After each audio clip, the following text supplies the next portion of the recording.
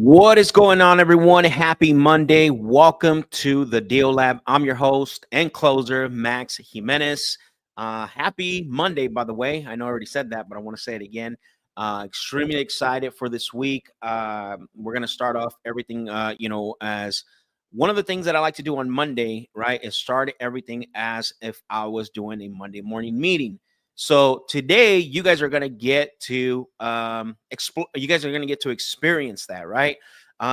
This is the difference of what I wanted to do with the Deal Lab, right? I just didn't want it to be a show that is all about, just making dials. I wanted to create, I wanted to create the whole experience as if you were actually, working with the team and doing all the sorry about that, doing everything right from scratch, from start, how to set yourself up for the week, how to have success. So it's going to be good. You guys are going to get to experience what we're going to be doing every single Monday. Now, before I get into showing you my weekly performance playbook and the scorecard and talk about, some of the updates that I have for you guys, I do want to make sure that I give a shout out to the sponsor of the show, which is Get Sellers. The Deal Lab is powered by Get Sellers. They are a lead generation company. Amazing. They do amazing work. They're the ones that are providing all the leads for me. So I want to give them a shout out. The link is in the description of this video. If you guys go through my link for you guys, if you guys are interested, they also do PPL, pay per lead. So I wanted to give them a shout out because they are powering the Deal Lab, right? And one of the things with Get Sellers, Taylor, who I know, personally, the dude has passion for what he does, right? A lot of lead gen companies, there's a lot of lead gen companies out there, but one of the things that I like is that he has passion for what he does. That's why I work with him. That's why I actually reached out to him. And he also, decided like, hey, this would be a good mutual beneficial partnership because, we're in alignment, right? When it comes to, the things that we want to accomplish, the goals, how he sees things. You guys know, and for those of you guys that have been following me for a while, I don't just get any sponsor or partner up with anyone, right? I like to keep my brand clean, as I've always have. The relationships I build are real. Taylor is someone that I've been using for a very long time. And so if you guys are interested in, PPC leads and also PPL, give a shout out to Taylor over at Get Sellers. The link is in the description. Go through there so that way you guys can, let them know that you came through the Deal Lab. So, all right, let's give out some shout outs. Who is with us right now? Let's check it out. We got Jorge. What's going on, brother? Welcome to the Deal Lab. As always, appreciate you. My man, Jermaine Green. What's going on, Jermaine? Appreciate you, bro. Then we got Ian in the house. Let's get it. Appreciate you, Ian, for joining. Who else is joining? We got a few of you on here. Let's let me know where you're tuning in from. What market are you in? You lock up any deals? Like, let's get excited about this, right? Like, I know, look, sometimes what happens is, and I'm always going to say this because you have to refer back to this, right? How do you have a good attitude when it comes to starting the week to get on the phones, right? What is the strategy behind that? And because it's look, it could feel mundane, it could feel repetitive, it could feel boring sometimes, right? But listen, if you have goals and you have a plan, it changes your attitude, right? It helps you to deliver the strategies. And so that's the thing that you have to remember. If you're getting up and you're just winging it, like, that gets really bored. That gets really tiring. And honestly, you might as well not even do it if that's the way you're going to approach it. We got a few people joining us from Instagram. Got my guy, Maddie. What's going on, Maddie? No fluff. Let's go. Appreciate you for joining. All right. So again, who do we got here? Let's see. Derek, what's up, brother? Just popped in. What's good? We got my guy JP always in the house. I love it. Let's get it. Derek said, actually making calls while I'm listening. I love that. D- Derek's been hustling for a while, man. I got to respect that. JP as well. All good peeps. Jennifer, how you doing? Good morning as well. And Jorge said Vegas. I only done one JV deal. Well, let's change that, bro. Now you're gonna learn skills. You're gonna prepare yourself.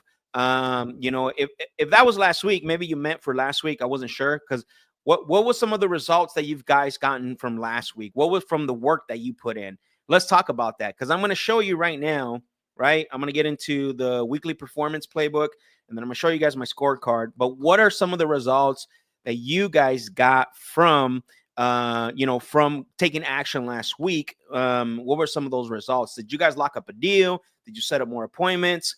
What was it? Remember, when we think about wins, we always default to the highest purpose possible, right?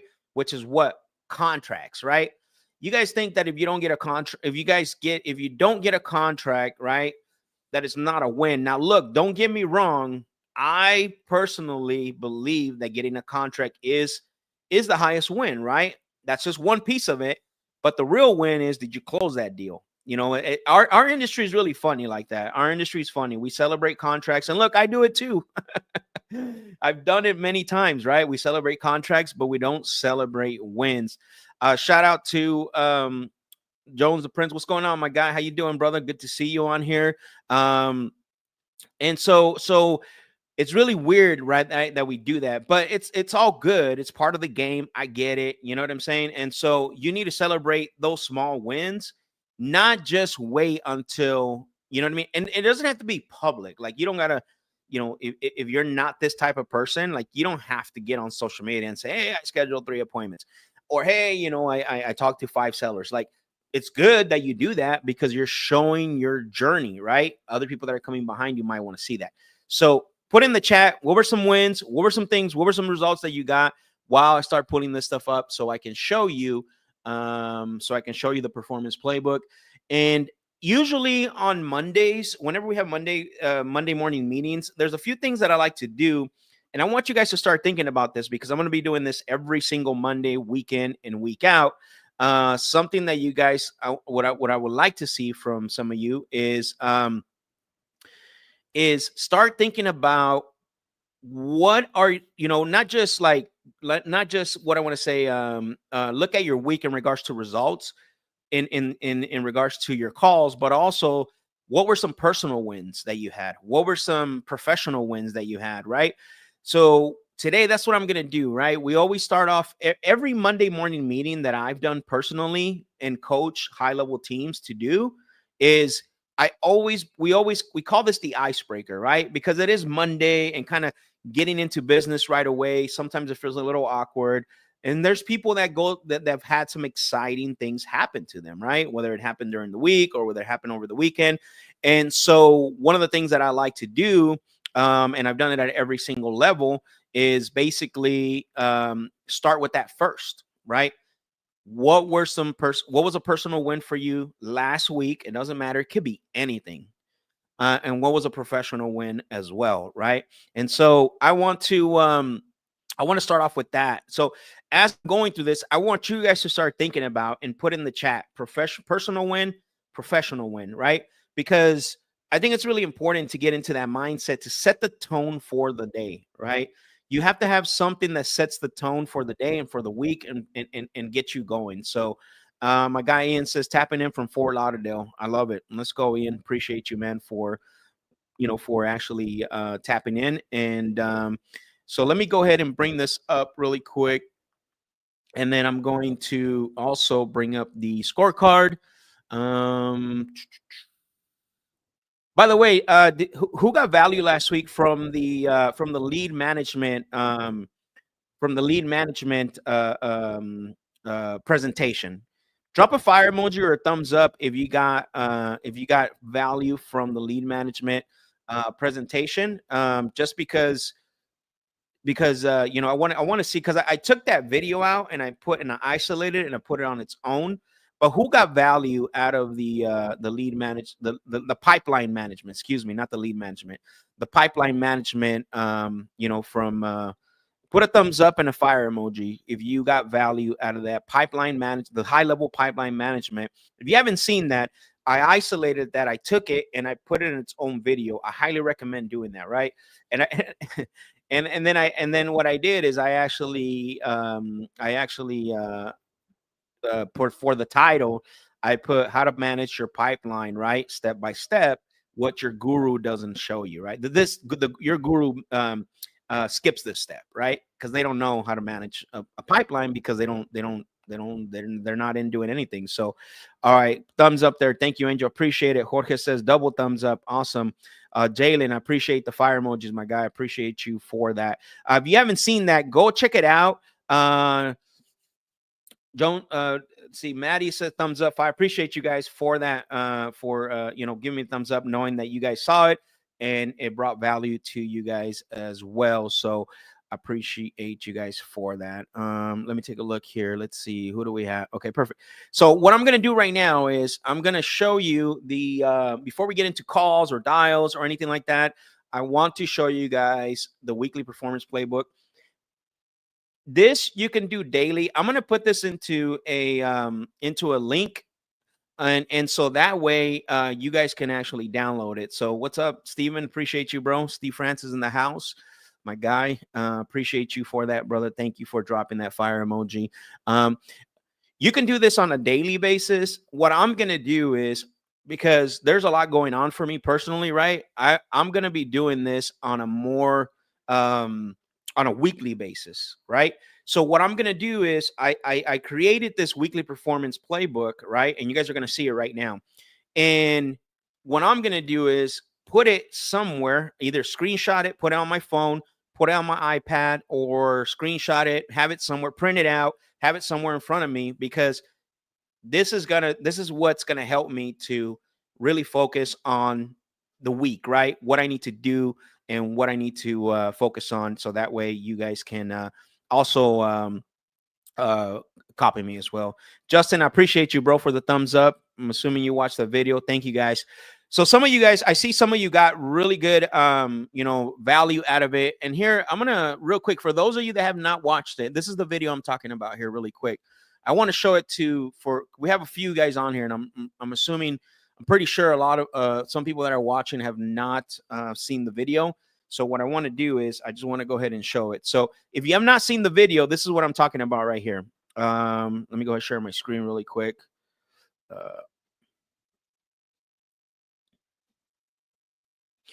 It's this video right here. So I don't know if you guys can see that or not. I know it's a little what I want to say, a little bit small, but let me see if I can make it bigger. There we go. So it's this one right here. Manage your sales pipeline like a pro, step by step. Your guru skips this step, right? So if you haven't seen that video, I break down, I go for 12 minutes just breaking down the exact pipeline management process that I use personally, and it works really well for you guys to be able to go back, take a look at it, and then check it out. So I just wanted to show you guys that's already on my YouTube channel. And so that way you guys can invite, share it with someone, and basically have them see it if they need it. But I really appreciate you, for those of you that already watched it. By the way, one more thing before I dive into the weekly performance playbook, make sure that you like this video, share this video. One of the things, that's the only thing I ask, is that you guys should be sharing this with other people, so that way they can come also and join me and watch me make calls. So, all right, let's go ahead and get into this really quick. So I'm going to share my screen one more time again. Actually, what I'm going to do is I'm going to put it over here. There we go. Oops. All right, here we go.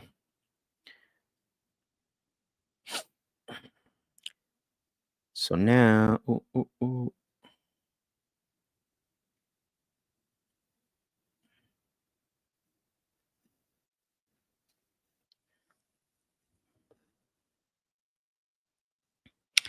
All right, here we go. Let me take off the there we go.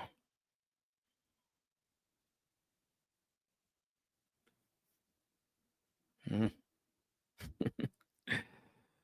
Okay, perfect.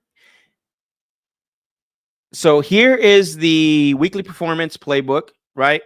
And one of the things that I want to focus on really quick is we're gonna talk about last week evaluation, right? So what this does, remember, this is you can actually have this set up on a daily basis. So you can definitely do that if you like, right? Like you can have this set up on a daily basis. And so that way you can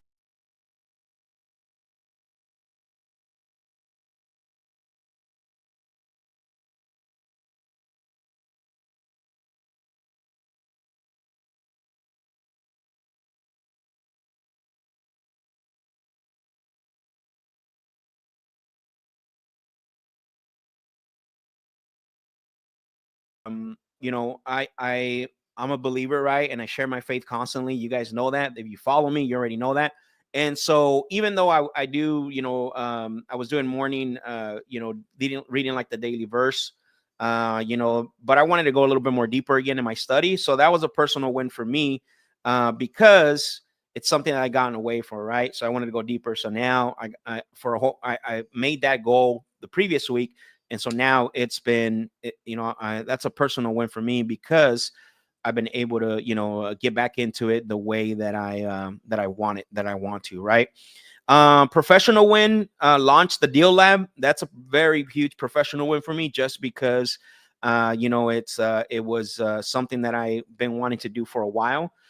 So that's my personal win and my professional win. So, like I said earlier, I want you guys to start thinking in regards of this, right? Because when we think about wins, we usually tie it to something that sometimes is not really beneficial if we, for us. I want you to bring it down to a level where it's going to push you. It's going to inspire you. It's going to say, "Wow, if I did that the previous week, then I'm going to be able to do that. I'm going to be able to do this the previous week." So again, personal win, got back to the study of the word daily, a lot more in depth, and then professional win, launched the Deal Lab. Super excited about that. It's something that, like I said, that I've had planned for a very long time. Now, rate last week, 1 to 10. How did I show up and why? Showed up and showed out, right? That's basically how I got how I personally felt like I did. And so I got through all my callbacks and picked up a deal, right? We're gonna talk about that deal later. So that's the way I showed up, right? Did I hit my targets? I put no because I didn't, right? Like you guys are gonna look at the scorecard right now. No, lead flow is still picking up, but we're ready for this week, right? So again, this is being realistic with myself, right? How come I did hit my targets and why did I not hit my targets, right? So again, don't if you didn't hit your targets, don't be putting that you hit your targets, right? Like be real with yourself, right? Make sure that you are you know make sure that you are actually holding yourself accountable when it comes to this, right? And then what did I learn or experience? This could be sales, mindset, or behavior, right? So let me make this a little smaller because I think it's a little too big. There we go. So for me personally, last week, the biggest lesson I learned is fundamentals, right? The fundamentals work. The biggest lesson I learned was reconfirming how important it is to manage your pipeline, right? It is the biggest lesson that I took away last week. Even though I know this, but I got to experience it again because a lot of times we get away from it, right? So for me, that was the biggest lesson that I learned, honestly. It may not seem like a lot to you guys, but it was a great reminder, right? It was a great reminder that, you know, how important it is to manage your pipeline. Because again, you average people, right? Here's the problem that I have, and you can see I get excited about this because I have passion for it.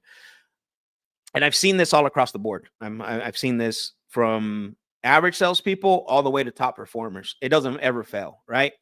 They'll complain about the leads, 100%. There's always going to be complaining about the leads. And so when we start looking at the pipeline, right, and we start to see, and we dive a little bit more deeper to see how the pipeline is being managed, right, then we find the real answer of why we're struggling to have what I want to call consistency, right? Because that's the goal. That's the goal of managing your pipeline, is to have consistency. It's not to make it tedious and to do. It's not another thing that you do. It's a thing that's going to give you success. And if you get into that mindset, right, and get into that frame, the state of mind, and remember, and that's the lesson that I took last week, right, is just the reconfirmation and a reminder of how important it is to manage the pipeline, right? And then what these week's affirmation, oh, sorry about that. And then this week's affirmations, right? Remember, I'm a believer in affirmations. You guys know this, but not only affirmations. Like you got to take action, right? Like you can't say affirmations like I am the best and I am the greatest, and then go back and sit down on the couch and do nothing about it. Like that's craziness, right? Like that's not what I'm talking about here. And so affirmations for this week: I am the best at what I do because I train like the rest don't.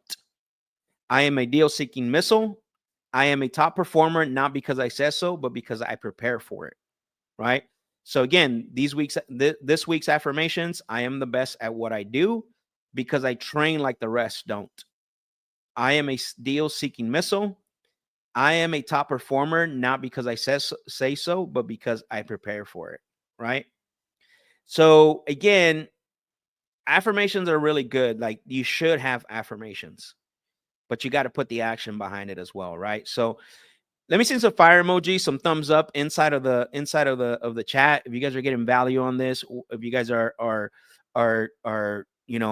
getting value of these, and so it's something that I really think and I believe wholeheartedly is going to give you success if you do something like this on a weekly, daily basis. You can do it on a daily basis as well too. So drop some fire emojis. Let me know what you guys thought. Action plan. What am I doing this week? Staying locked in and removing all distractions, right? I need to stay locked in because we're just starting out. I need to make sure that we're pushing, because I have a big goal. You guys know that my goal is 250,000 by the end of the second quarter, right? So what am I doing this week? Staying locked in and removing all distractions, right? How will I execute? Relying on faith, believe, and skill. That's just the way I am. That's the way I'm driven. That's the way I'm wired, right? Relying on faith, believe, and skill, right? Like those three things is how I'm going to execute. I'm not, and in that order as well, too, right? In that order. Okay. Jennifer said, these leads suck. It's not because I didn't put in the work.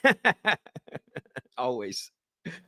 And never fails. Derek, I appreciate the fire emojis. Derek, are you still doing this, bro? Are you still doing the performance playbook on a daily or weekly basis?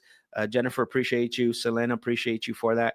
Okay, so how will I execute? This is the way I'm wired. Relying on my faith, right? I should put my here.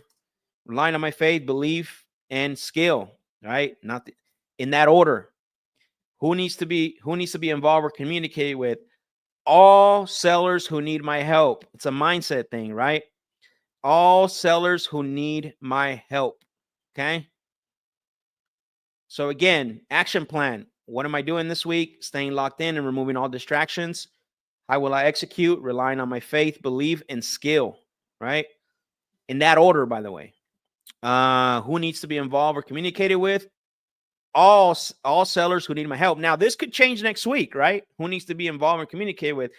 Well, once we build the pipeline and we got deals on the board, like now it's going to be transactions and disposition, right? Like this thing could change. But this week, this is my focus. All sellers who need my help. Okay. And then the second behavior plan is standards. What are the standards? Non-negotiables. What must happen no matter what? Make the calls, no excuses. That goes back to your comment, Jennifer, right? It's not because they didn't put in the work, right? It goes back to your comment.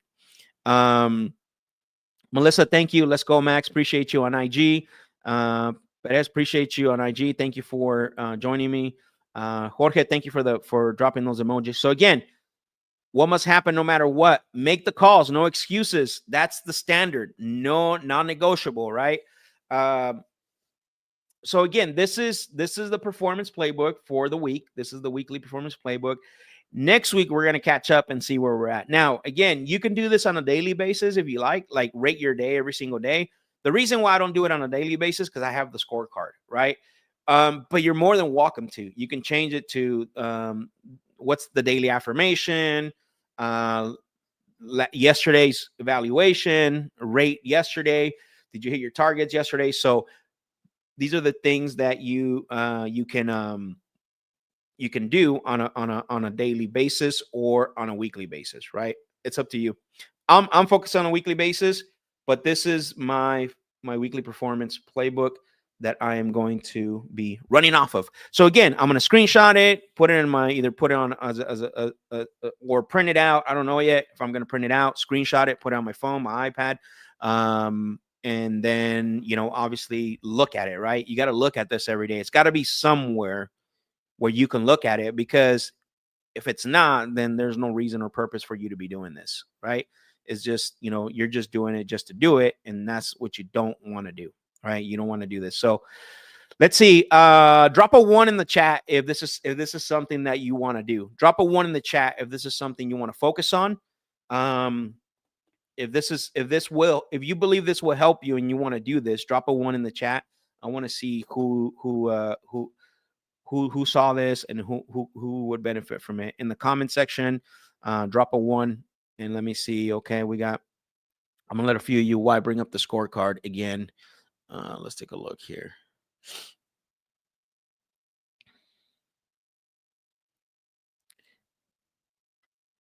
All right, we got Jorge. Thank you, brother. For Jennifer, boom, perfect. Ian, thank you. Jalen, appreciate it. Patrick, let's go. Selena, perfect. D, let's go. Perfect. Jermaine, let's do it. Yeah, this is it, guys. Like, this is how you set yourself up, right? Not, again, if you want to add in there like self-development or something that's going to help you, just stay locked in. Like, don't add more than you need to. Make it simple, make it efficient, make it impactful, and then boom, take off, run with it, right? So Jermaine said already in train by the best. Let's go, Jermaine. Appreciate you. My guy Jermaine's been doing this as well too. So let's see, who do we got over here? Okay, perfect. All right. So now what I want to show you guys is I am going to show you guys the scorecard. Okay. So let's go ahead and share the scorecard instead. All right. Make this a little bit bigger. There we go. Okay.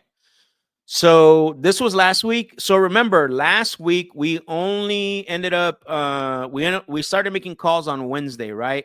Last week. So it's not a full week. So this week it's going to change. So what are the metrics that we're following, right? Dials. So we're looking to get 200 dials, minimum 200 dials a week, right? Conversations. I'm looking to have 20 conversations. Talk time. I need at least 5 hours of talk time. That's the weekly goal. Hot prospects. 10. This is what a hot prospect is right here. Okay. Oops. A hot prospect is considered a hot seller because they have shown interest in selling within 60 days or less. Not necessarily do you have to have a conversation with them, but they have to show serious interest. All your conversations can be considered hot prospects. So again, not necessarily do I have to have a conversation with them, but if you've had 10 conversations, then they should be considered a hot prospect, right? So appointments completed. I'm looking to do like one. I want to have a minimum, one a day. That's really my goal. But obviously you can make it as much as you want to. I think my numbers on the low end of this. But to be honest with you, I might modify it. not 100% sure. And then offers made, it's 15 offers made. And I explained to you guys last week, if you haven't watched day 2 of the Deal Lab, day 2, I talk about what an offer is, right? And I'll share it with you guys here because I know there's some new guys here, new gals joining me today. So offer made does not only count as a hard offer that is going to go on a paper, but it can also include an anchor range offer as well. Anchor range offers are just as crucial because it sets the tone for the negotiations, right? So remember that. The reason why I count an offer range as an offer is because I said this last week on Friday. Any number you throw out for the seller, not for you, because you know what you're doing, right? You know that an anchor range is not an offer for you anyways, because you know what you're doing with the anchor range. But any number you throw out there, if it's a low anchor range, the seller's going to consider that as an offer. Remember that, right? They're going to count it as an offer because there's a high likely chance or maybe a possibility that they could take that offer, right? Or remember, there's three types of offer, right? We have a reactive anchor range, and then we have a commitment anchor range, and then we have what I want to say the actual offer, right? A reactive anchor range is used when the prospect or the seller is not giving you a number and they're forcing you to give them a number, or they're just holding their cards really tight, right? I did this on Friday or Thursday with a seller that had the $1.8 million appraisal, right? I did a reactive anchor range, right? 1.3. I threw it out there. A commitment anchor range, right? A commitment anchor range comes in when you are actually close enough. And let's say you want to be at 200,000, sellers right around. Sorry, let's say the sellers at let's say you want to be at 200,000, sellers like 215, 210, right? Not too far apart. Then what you do is you come in and say, look, my offer is coming in between 185, 170 to 180, or 175 to 185. Right? They're going to say, man, that's a little too low. That's a little lower than what I was, planning on getting for it. I wanted 210. Okay, well, how close could you be to that? Well, I can't do 185, but I can do 195, right? Or I can do 200. So then now that's a commitment anchor range. You see what I'm saying? Those are the difference. And then obviously, once you agree to the price, that is a hard accepted offer, right? So you got those three things. Remember that. You have those three types of offers. You got a reactive anchor range to get them to react, get them to, get them out of that mindset, that stale and that stuck mindset that you're like everyone else. And then you got the commitment anchor range. And then obviously you got the final offer that's going to go on paper. So let me add this back to the stage and I'll answer some of you guys' question here. All right. So how many of those do I want to have? 15. So that means that every time that I'm having a conversation, right, I should be making an offer range, whether it's a reactive offer range or whether it's a some type of commitment offer range. And what's a conversation? You guys know this. A conversation is considered when you get the why and when from the seller. Example, John needs to sell, right? John needs to sell. Oh, sorry. I don't know what happened here. Okay, John needs to sell because he has to relocate to a new job in 30 days. This is the why and the when. Anytime you get motivation and timeline, you consider that a conversation, right? And so typically when you do have a conversation, you're going to end up making probably an offer, whether it's an offer range or a reactive offer range, or if you're pretty close in price, a commitment offer range. Okay. So again, that's what I'm saying. Any conversation that you have where you get the why and the when, you should be making some type of offer, right? And then contracts out 2 a week, and then contract signed 2. So what was our totals, right? Our totals compare for our goals for those 3 days. We had 160 dials, 8 conversations, 3 and almost 2 hours, right? Almost 2 hours of talk time. We had 7 hot prospects. We went to 3 appointments. We made 6 offers. We sent 1 contract, and then we got 1 contract signed, which was, by the way, I do consider the option agreements a contract because those are money makers. So do count them as a contract. So that was the goal for the week. This week, obviously, we want to double that, right? Our goal this week is to hit the metrics that we have in front of us. So those were the numbers for last week based on a 2.5 day week, because we just launched the deal lab on Wednesday, right? April 10th. Or wait, no, was it April? Sorry, I got this wrong. So it was April 9th. This is a Saturday, so my bad, guys. This should have went over here. But the measurements are still the same at the end of the week. So this was 2.5 days of making calls, making dials, and so basically this week, right, which we're right here, right, the 414 is what we're gonna start off today. So now you guys see, right? Now are we prepared to make dials? Are we prepared to make dials and basically set ourselves up for success by doing this, right? You got to ask yourself that question, right? Compared to just getting up and winging it, right? Just getting up and like, oh man, it's time to make the dials. No, we got our weekly performance playbook. We got the scorecard. We see the numbers that we hit last week, right? These are the things that you have to do in order to go from average to high performer, right? There is no way, absolutely, that you cannot be doing this and expect to have high results.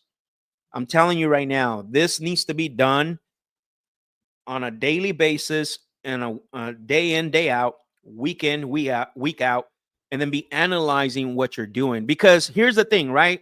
Your scorecard is going to tell a story, right? Your scorecard is going to tell you the story of how you're doing. Okay, I got 400 dials. I only got 5 conversations. Okay, there's a problem there, right? There's a problem there. Okay. Or I have 50 conversations this week. I have 0 offers. Okay, wait, there's a problem there.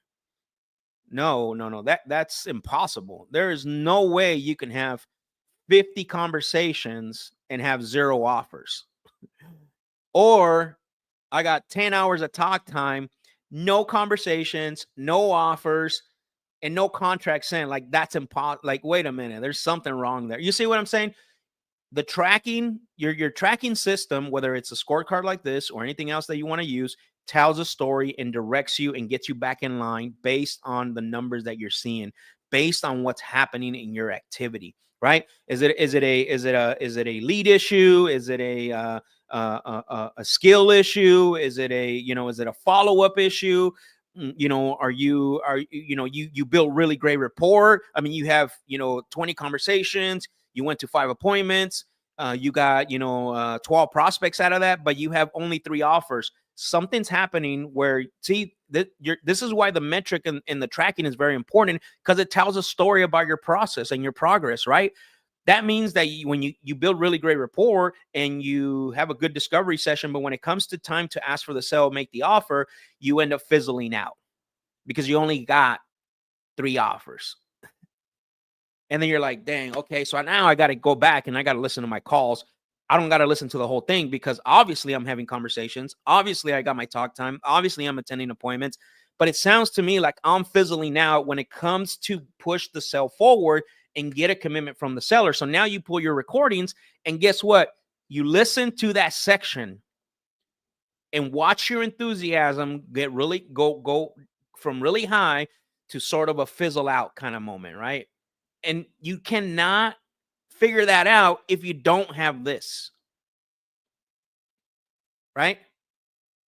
There's absolutely no way you can figure that out if you don't have this. Absolutely not. I don't care who you are, how experienced you think you are. If you're not doing this, and also if you're not doing this, right?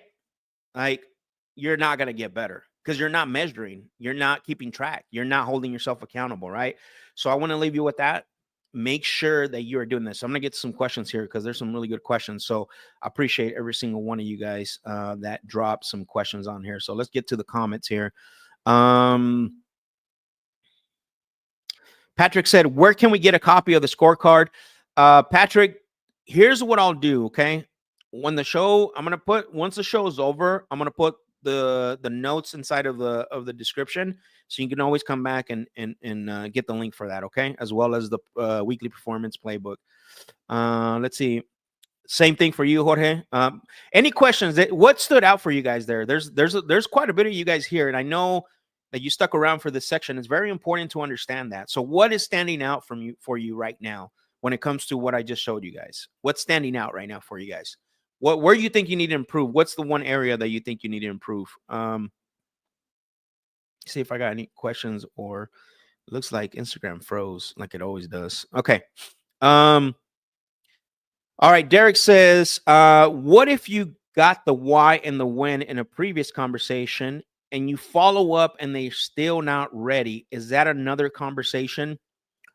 It's a great question, by the way, right? It's a very, very good question, because that definitely happens more than you think, right? You have a really good conversation.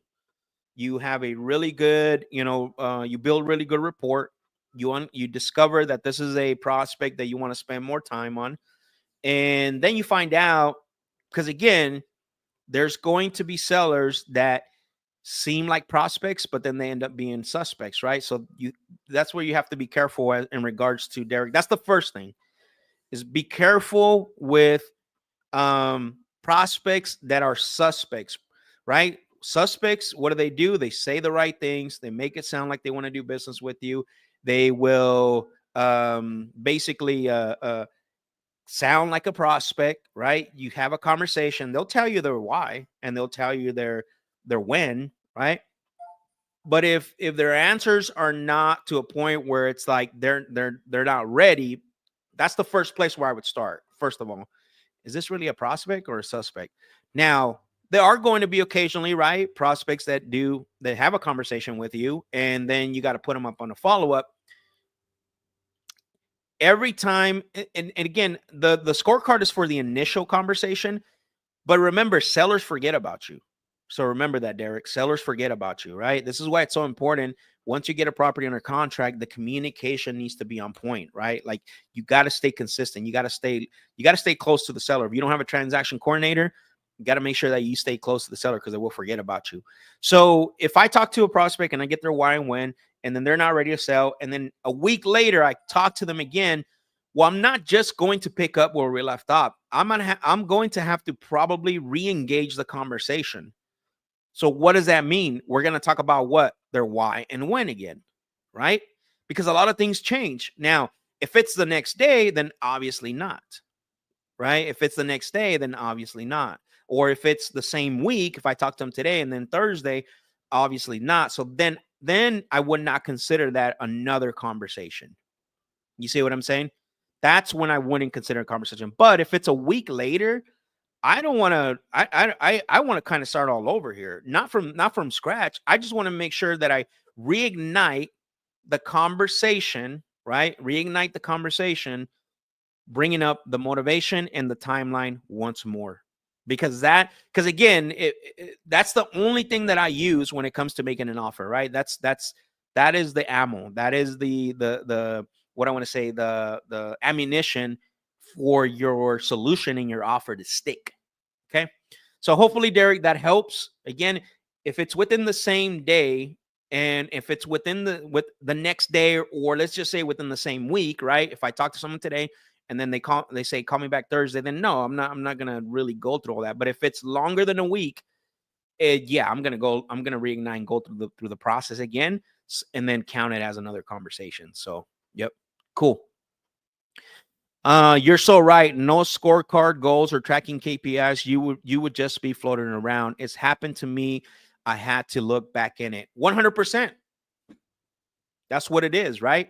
It's not about, and here's the thing, right? Like, at the end of the day, if you're going to treat this business as a if you're going to treat this as a business and be serious about it, that's a must, right? For me, that has to be a must. Like, there is no way that, and I'm not saying that you can't get result, guys. I'm not saying this. That's not what I don't want this to be taken as, if you don't have a scorecard and you don't do a weekly performance playbook, you can't lock up a contract. That's not what I'm saying here.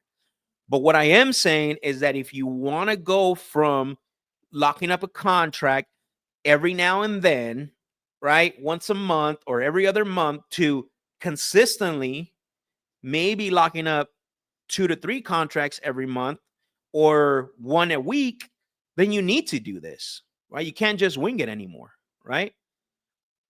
This whole thing is not about if it's going to help you lock up deals. That's not what I'm saying here, because you can get deals. You can get a contract.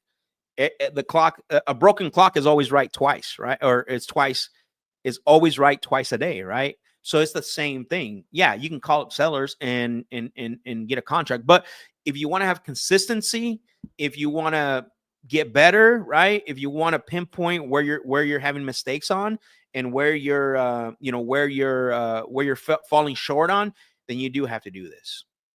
There's no other way around it, right? You do have to do this. So that's a really great point. Give me 1 second, guys.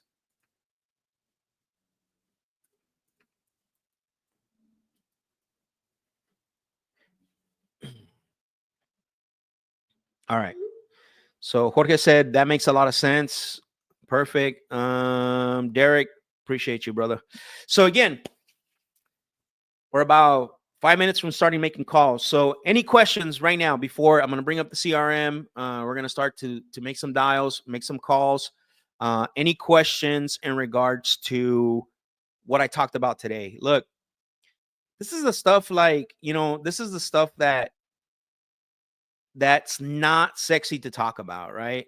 Like this is the thing, this is the stuff that many gurus and especially influencers, by the way, avoid.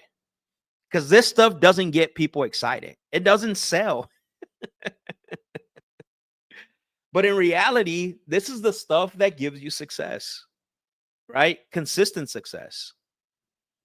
And so for me personally, this is way better than hype. This is way better than anything that you can think of, because if you're looking for growth, if you want to go from average to high performer, right? If you want to go from just sort of making it and kind of winging it, right? Because I said a broken clock is right twice a day, right?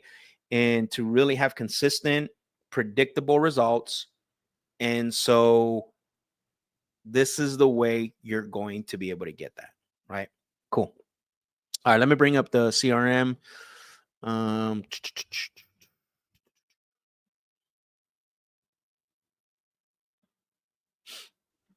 Oops.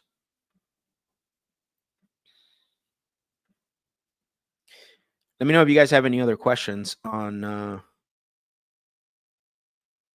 this, because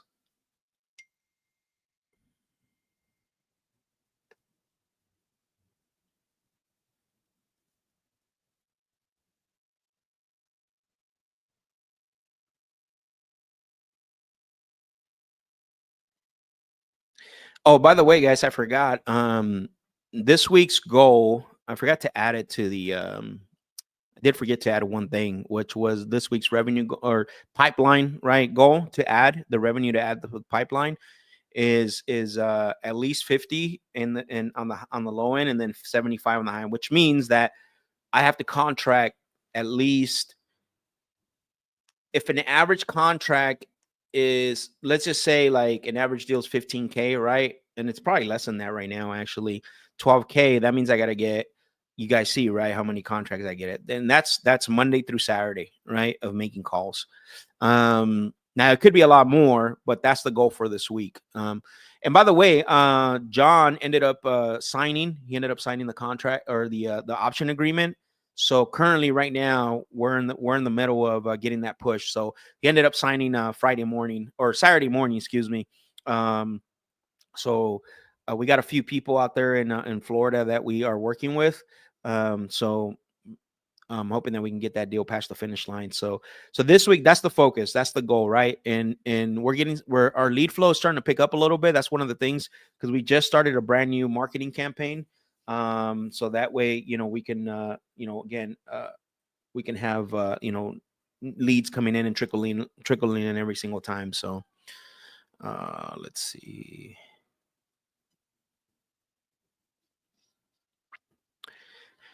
Closed a deal in Hines, Arkansas last week. Seller was shaky, so I had an end buyer submit a contract execution deposit.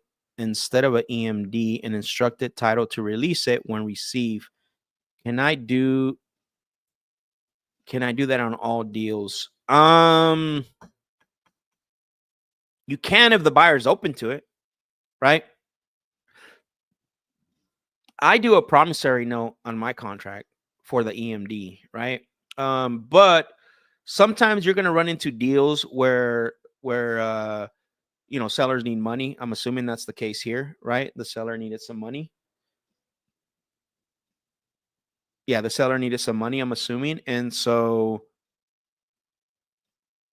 the seller and instructed the title to release it when received. Okay. So was it released to you or the seller? That's where I'm confused, Justin.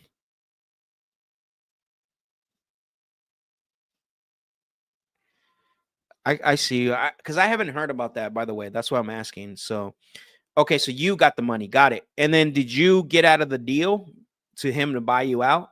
Is that because usually that's what that's for? That's the way I would look at it, right?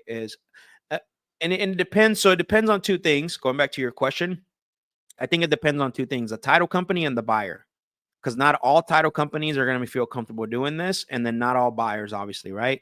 So you kind of struck gold a little bit there with this buyer.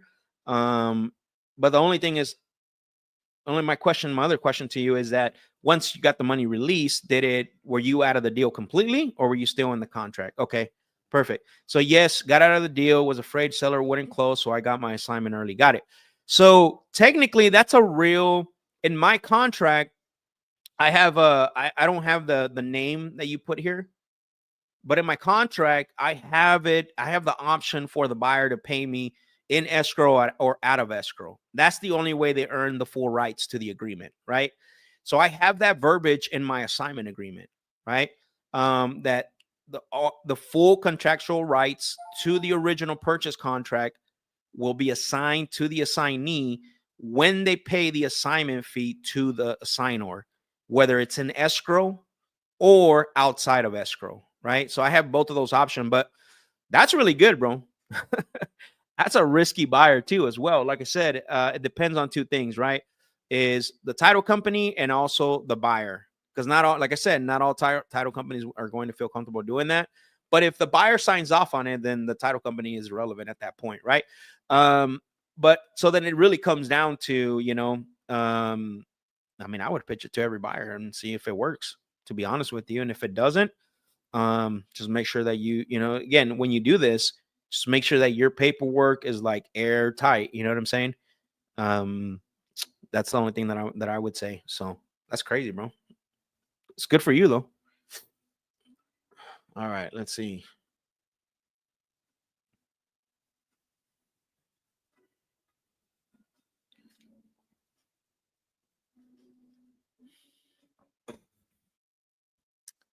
All right, what do we got here?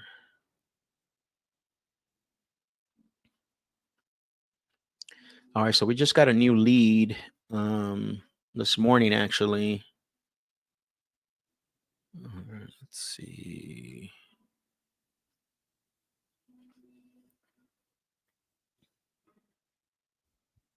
Yeah, man, that's crazy. I mean, as long as the buyer is good with that, I would do the same thing as well too, because it's very what I want to say, rare that you get to make that happen, right? Most buyers. And then another question, I guess, for you, Justin, was the title clear? Like, did you guys get clear title before that happened? I mean, because that would be obviously that's something that's really important as well, right? I'm assuming that you got title clear.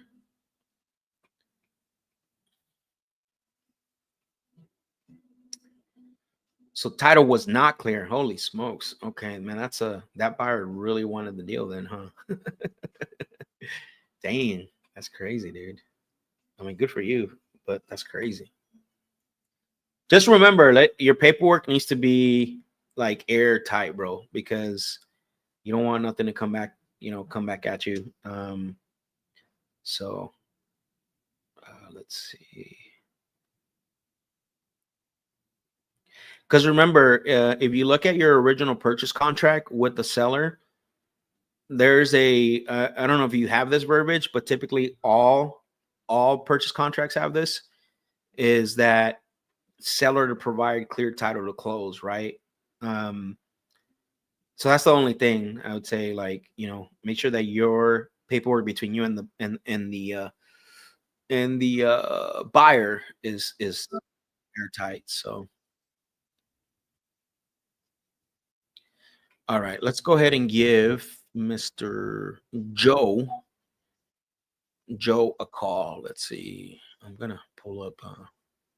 So, who's ready for some calls? Drop in the comment section some fire emojis, some thumbs up if you are ready for some seller calls.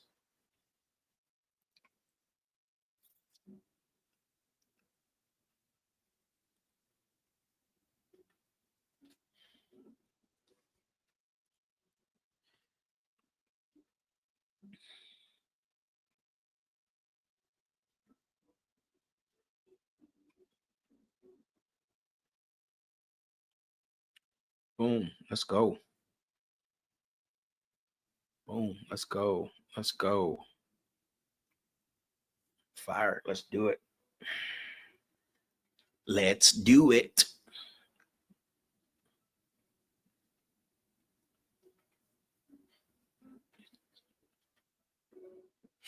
Actually, you know what? I'm gonna call John because I need to get some pictures from him.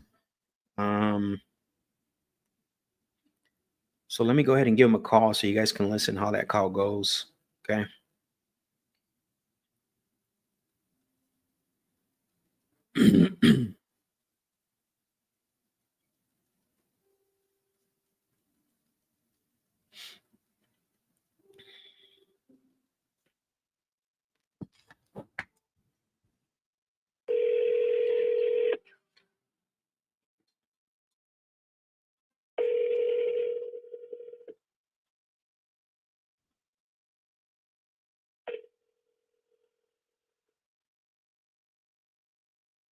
Hello?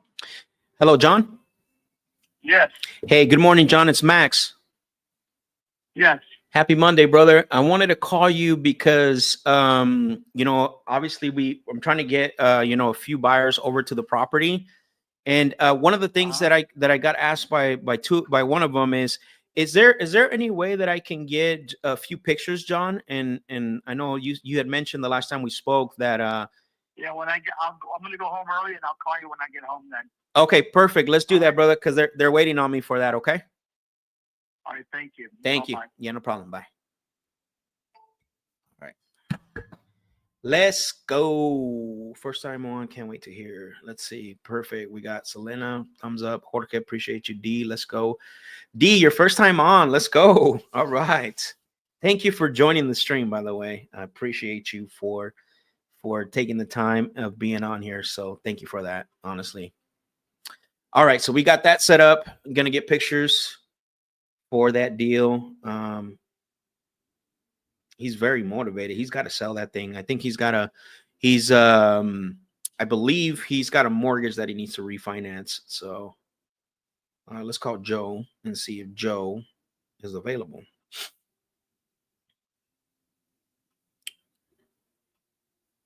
What's the last name on Joe?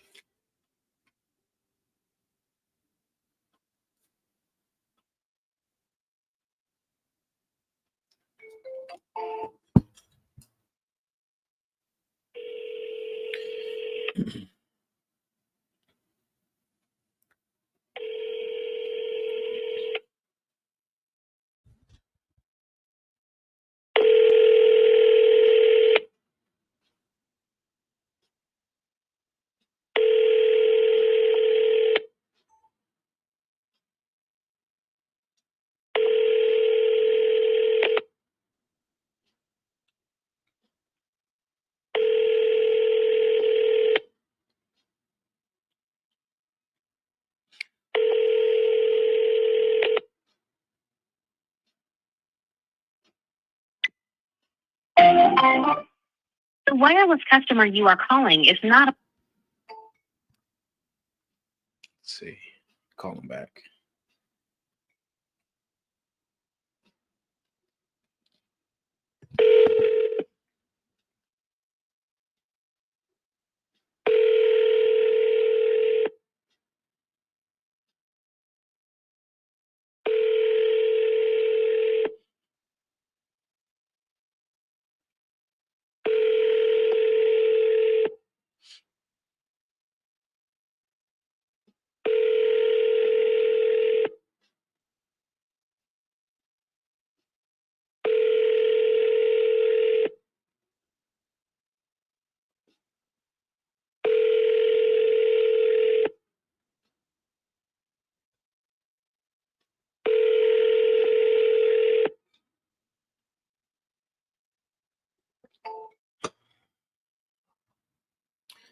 All right, so he didn't answer, and then it seems like there was no voicemail either. So what I'm gonna do is I'm gonna send him a message and say, "What up, Joe?"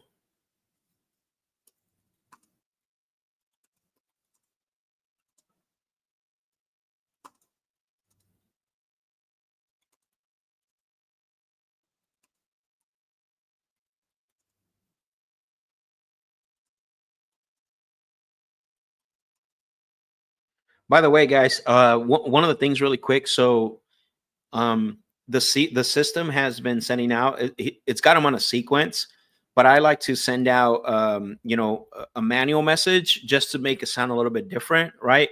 Even though the system is actually it's already texted him twice today, by the way, right? So for those of you that sometimes that are scared, they or not scared, but are in the mind frame of, man, I'm bothering the seller too much. No, there's none of that, right?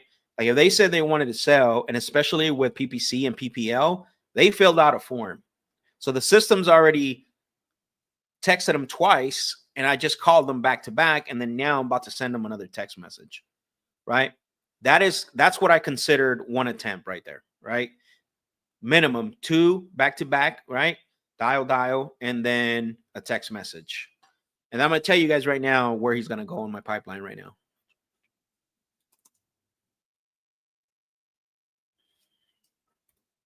So don't be afraid to call the sellers. Call them. They asked you to call them.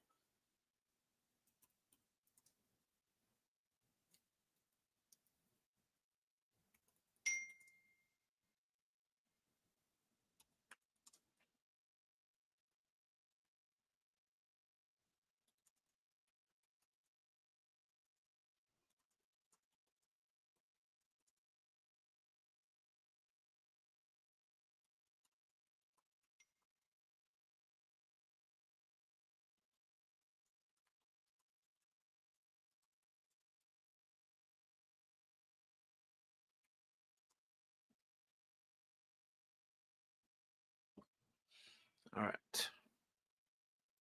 Other thing too is that when you're texting sellers, just like the cliffhanger voicemail, is make sure that your text message is very short, concise, straight to the point, right? You don't need to be leaving long text messages.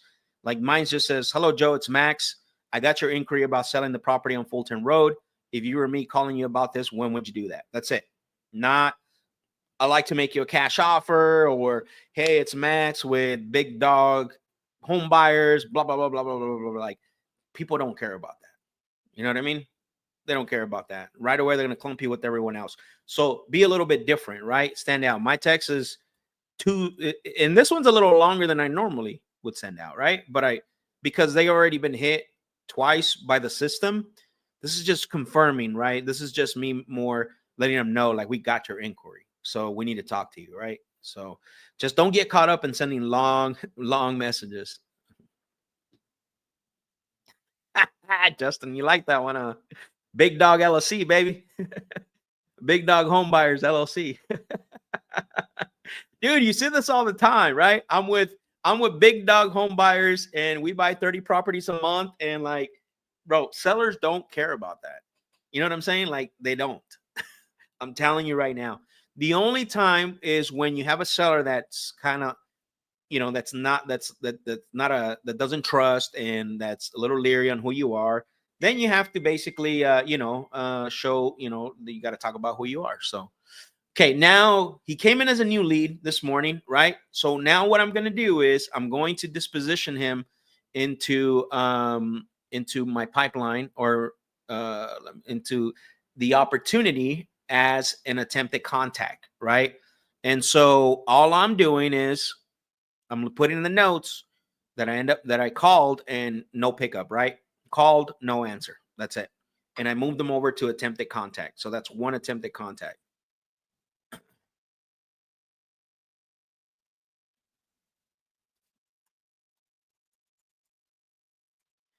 Big Dog Home Buyer, how can I help you?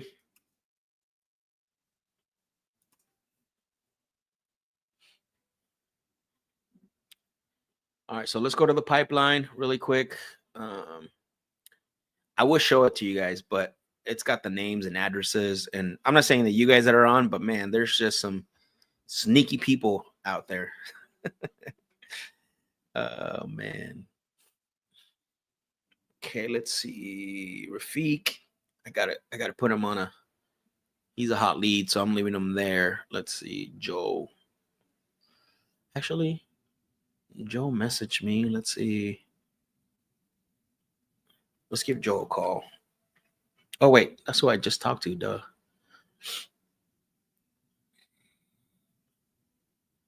Angel Sanchez.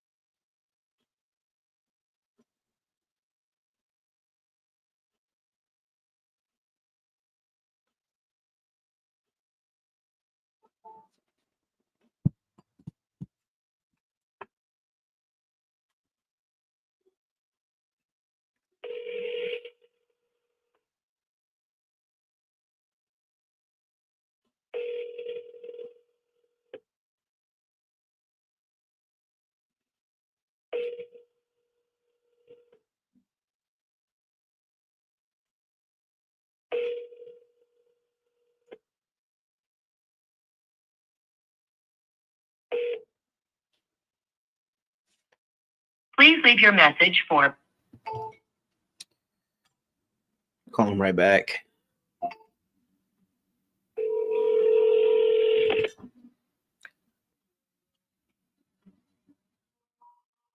Please leave your message for. Common.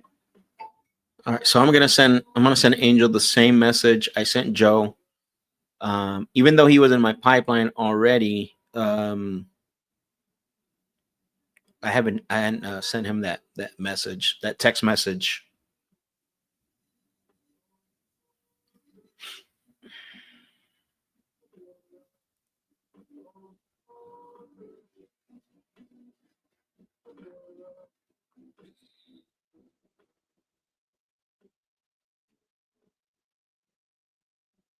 Let's call Antonio.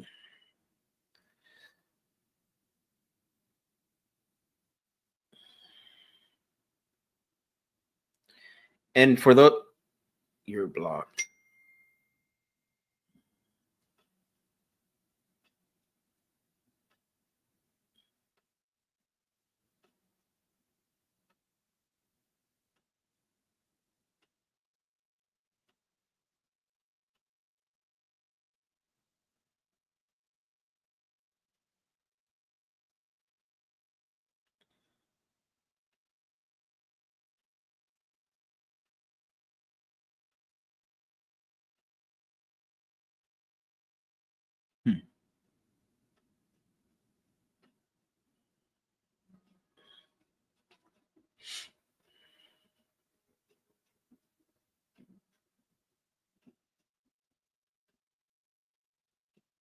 And look, for those of you that are new, this is really what all this is normal, right? Like you got to go through the dials.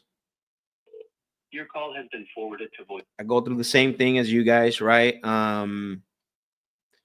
That's what it is. You got to make the dials.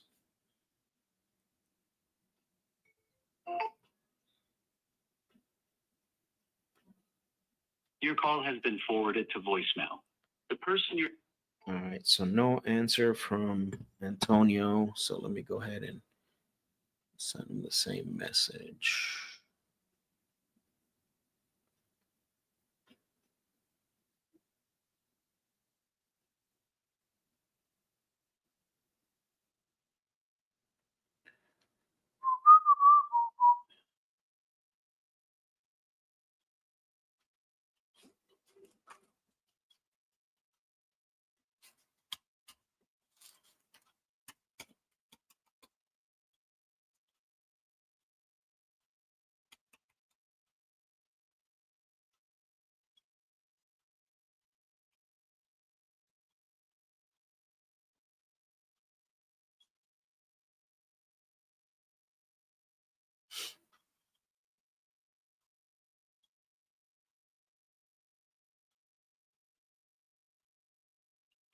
All right, so 2 calls. Just texted him as well.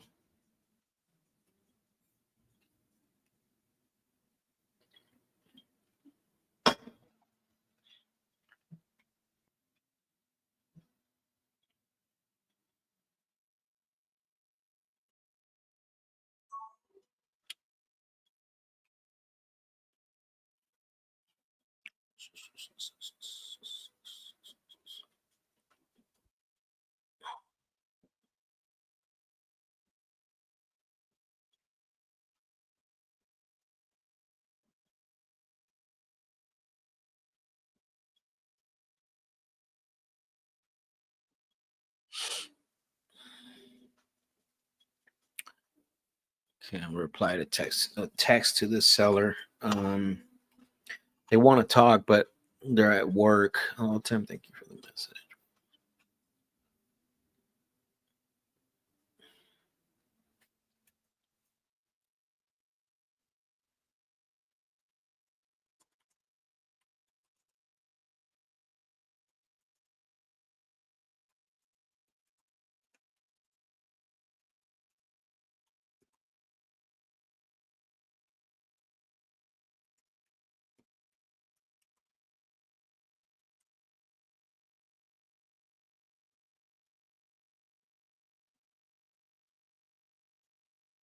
Okay.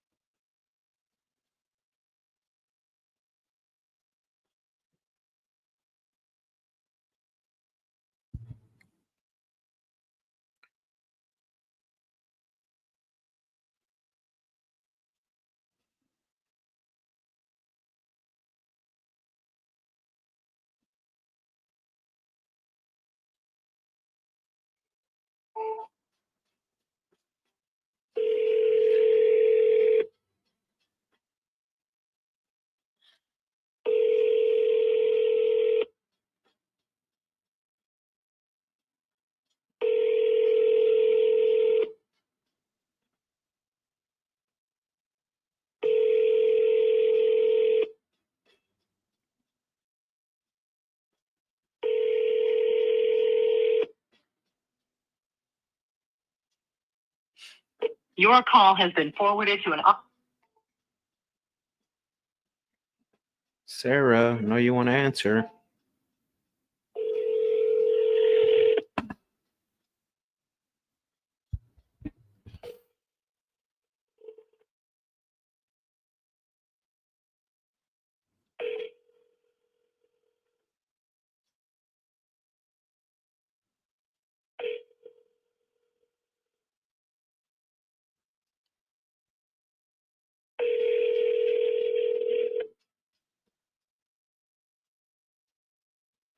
Your call has been forwarded to an automated voice.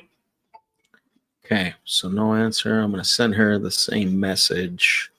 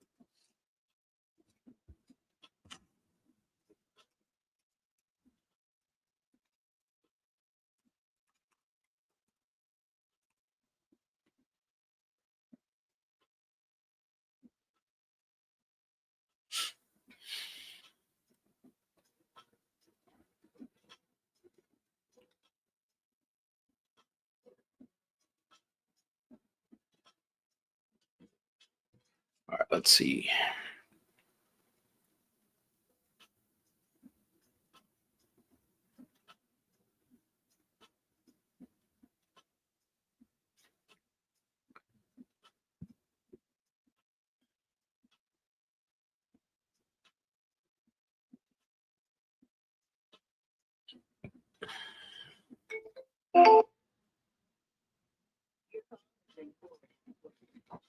The person you're trying to reach.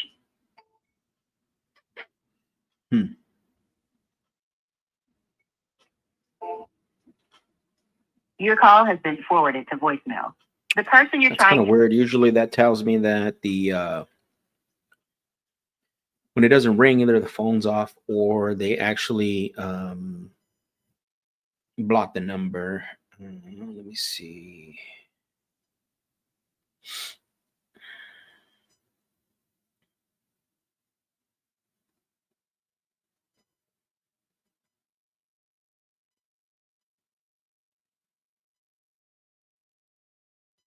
Send him a text too.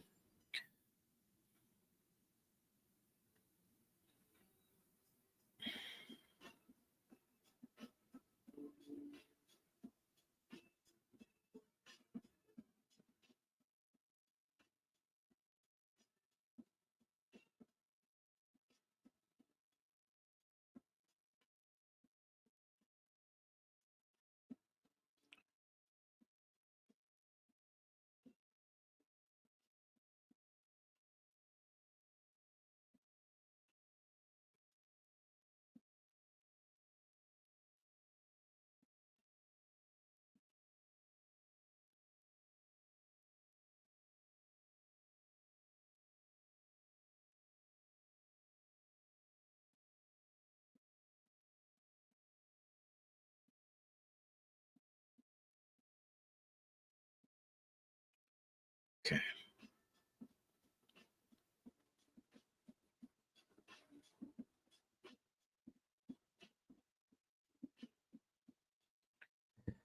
All right.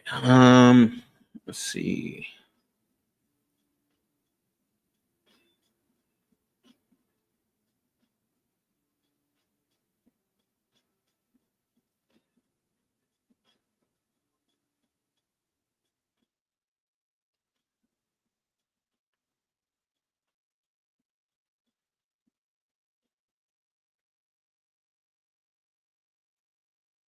Hmm.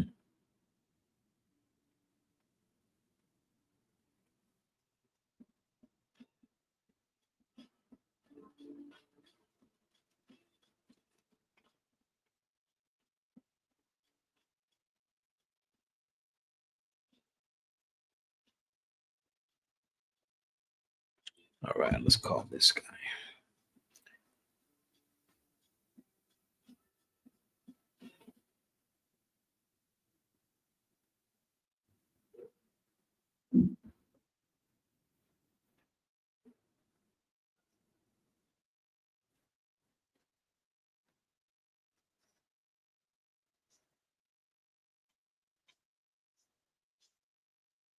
I remember this one. I talked to this guy on Saturday. Somebody submitted the form with his phone number, and he's not the owner.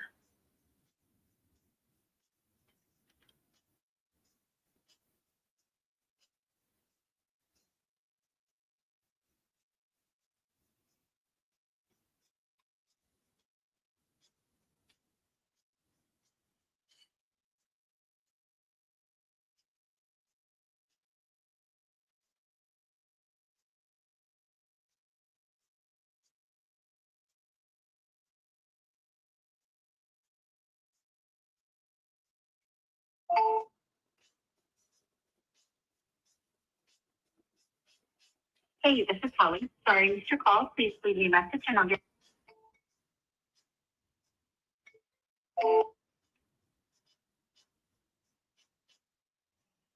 Hey, this is Holly. Sorry, missed your call. Please leave me a message and I'll get back to you.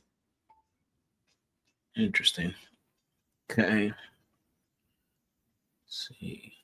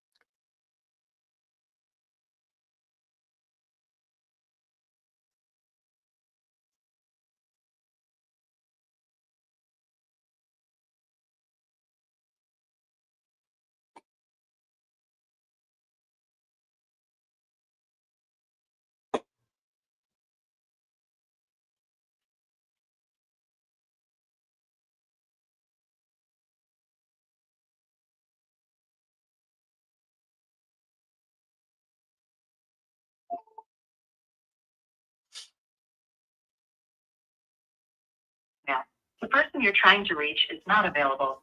At the tone, please record your message. No answer Monday. Let's go. One of you is going to answer. Why? Your call has been forwarded to voicemail. The person you're trying. We got goals to hit. That's why.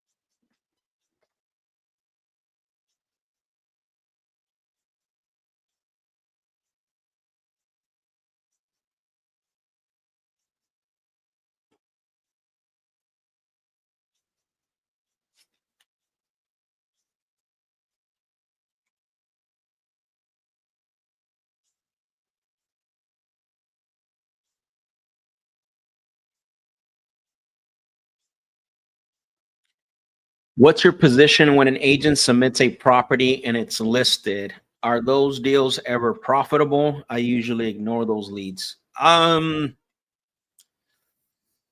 They can be, right? It just depends on, how much time you want to spend on it. So here's the way I look at it, Justin. Like, I think every lead deserves your attention equally, right? I don't know if you remember. I think you probably heard me say this before. For those of you guys that are on here, because there's a few on here still, every lead deserves your attention equally. The separating factor is when it comes to time, right? So every lead deserves your attention equally, but not every lead deserves your time equally. You see what I'm saying? So, because you got to give yourself an opportunity to see if it's going to be something or not. And when you don't call, then you don't give yourself an opportunity. Now, where that makes a difference, and is that if you say like, well, I got more leads than what I need, so I don't even want to deal with it. If that's a choice, great, right?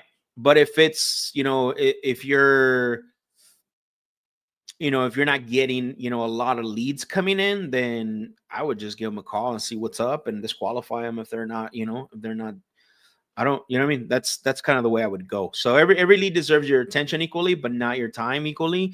And again, if it's a choice, I'm all for it. You know what I mean? Because you have enough data that you can work off of. But for the most part, I don't see why not. Give them a call, see what's up, disqualify them, and move on. You know what I mean? Doesn't mean that you got to spend hours with the agent.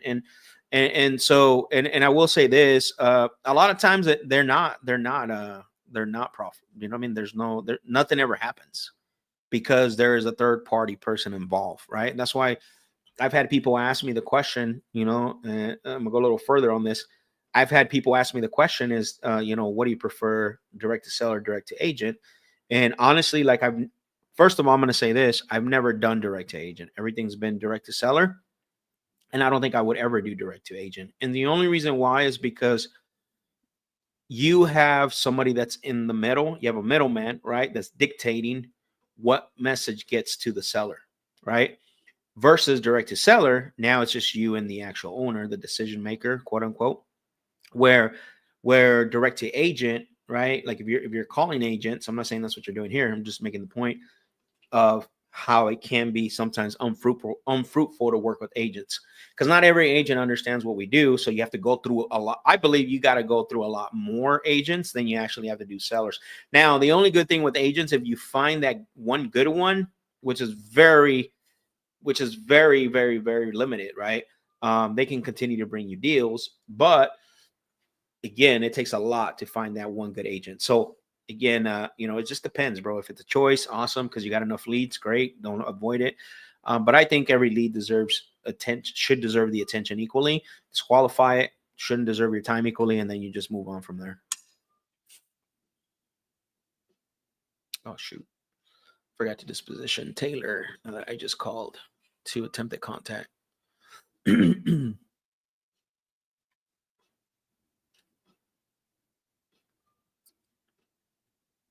Perfect.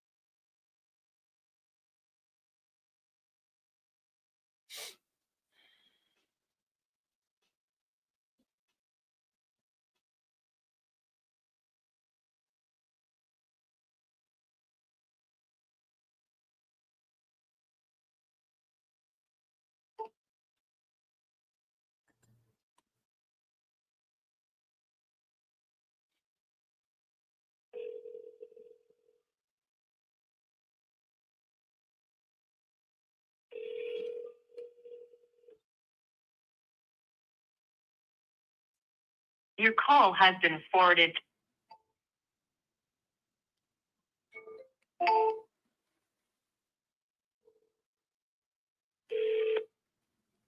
Your call has been forwarded to voicemail.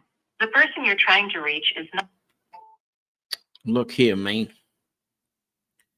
Look here, man. Come on, dog. Pick up the phone.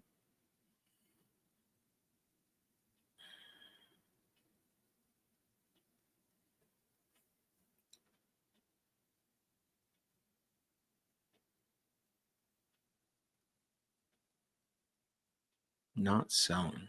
Okay, well, then let me remove you from the pipeline, I guess.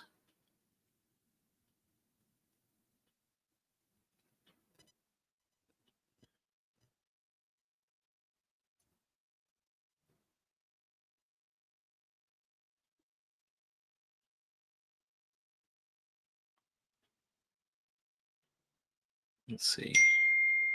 Message from Tim. What up, Tim? Tim, dog. All right. Tim wants to talk today, 5:30. He's in Ohio. What's the time zone for Ohio, by the way? Is it East Coast?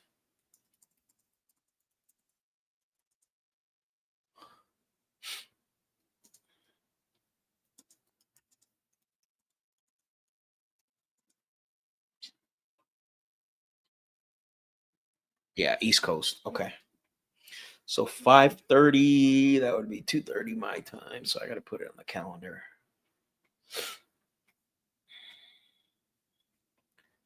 So 2:30.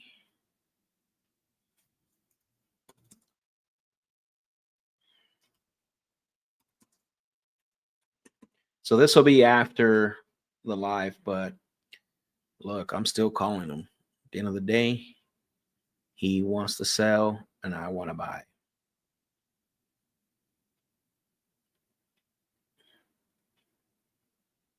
$230. 2:30 my time. Perfect. Okay. Sam, what's going on? How you doing? All right, let's go next. Go back to contacts. Right now, I didn't have any follow-up set up for today. So I've talked about this last week. I'm just going down the list of my general pipeline.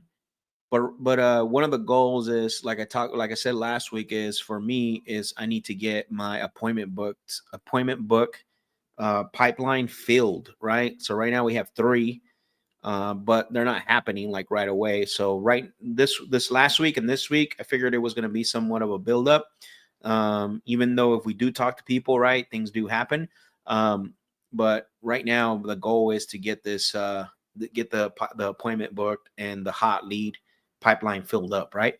And I said this last week, just because they one thing is, just because they filled out the form online doesn't make them a hot lead, right? So the way I look at this, and I talked about this on that video, is on the video where the pipeline management video is, new leads are a gamble. So this is the reason why I said, like, you know, and I've seen it from very average beginner, right, acquisition reps, all the way up to top performers, high level, right?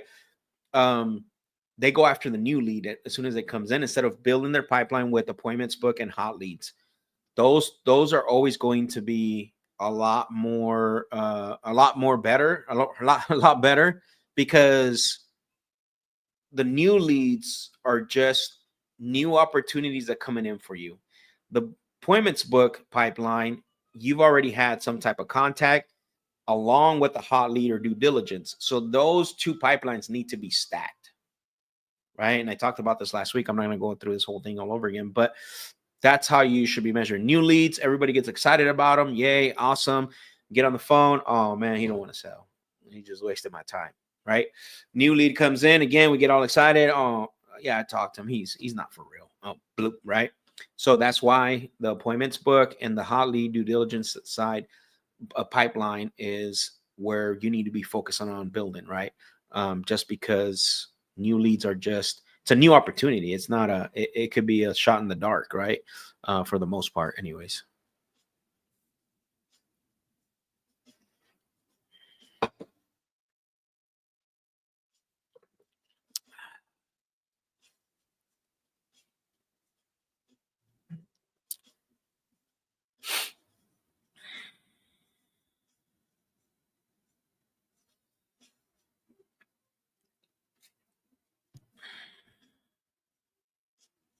Let's see what it kind of say. I'm gonna reply to Tim really quick. Let her know confirmed.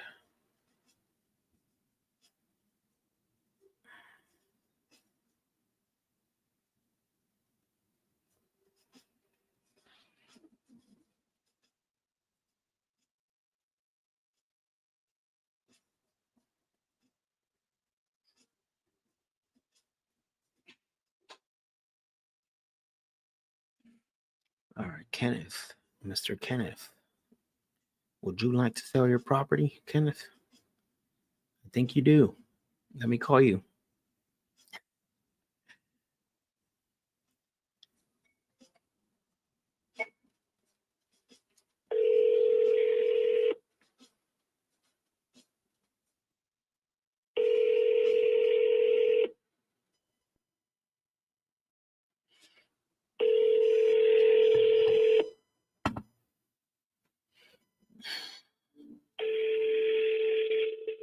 You have reached the message box of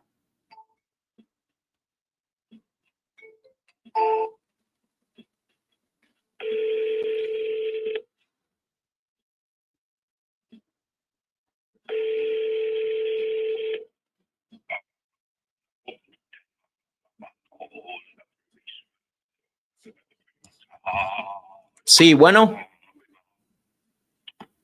Bueno.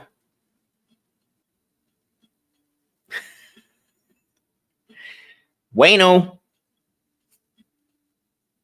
Did you guys hear that? I think the guy was trying to curse on me, man. I rebuke it in Jesus' name. I don't know what he was doing. Oh my god. He was like blah blah blah blah blah blah blah blah blah blah blah blah blah blah blah. I don't know what was happening. Let me call him back, see what happens. See what he says.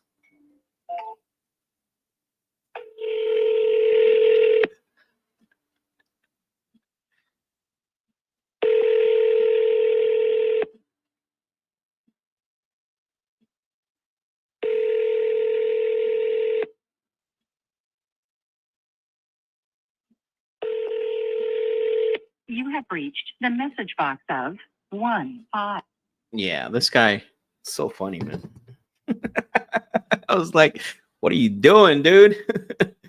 He's like blah blah blah blah blah blah blah blah blah blah blah blah. I'm like, I don't speak that language, bro. That's why I spoke Spanish. Let's see if you understand it. Bueno.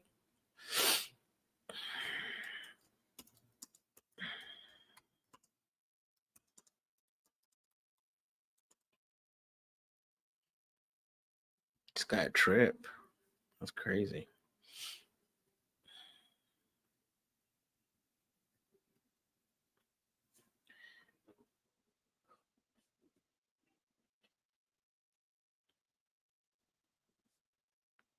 D, yeah, you know that, right, D? You gotta start rebuking that kind of thing. Jorge's laughing. Selena says, "Gotta love it." I'm like, bro, keep your junk to yourself. Michael Morris.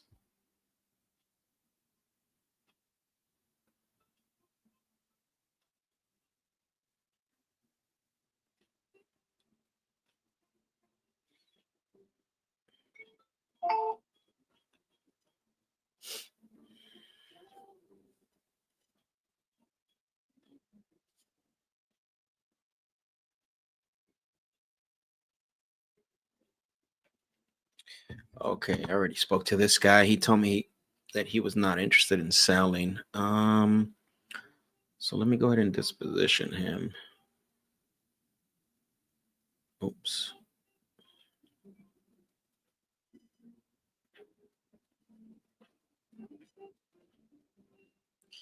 Yeah, we'll disposition him. Not interested.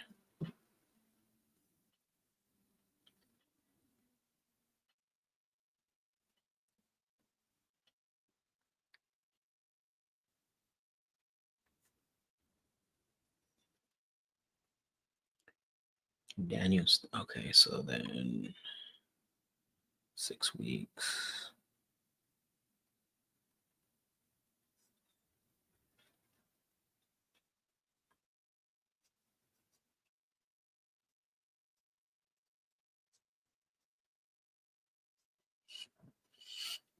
It's definitely Monday vibe. But we stay positive. That's why you gotta have goals. Remember, this is the big part about having the goals, having your scorecard, right? Having metrics that you want to hit. Writing out your daily performance or your weekly performance playbook. Like those things are important to keep your mental game on point because that's what keeps you in line, right? The planning and the goals that you have for the week. So, and sometimes you just got to talk to yourself. You guys see me do this all the time. Like you got to talk to yourself when it comes to pumping yourself up because that's just how it is. Encourage yourself. Let's go. Jakov.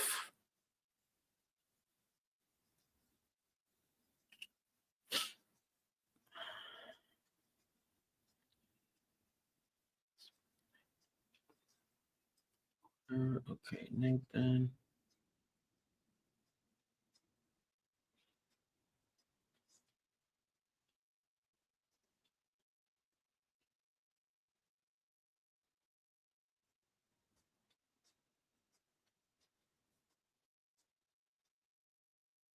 Jimmy.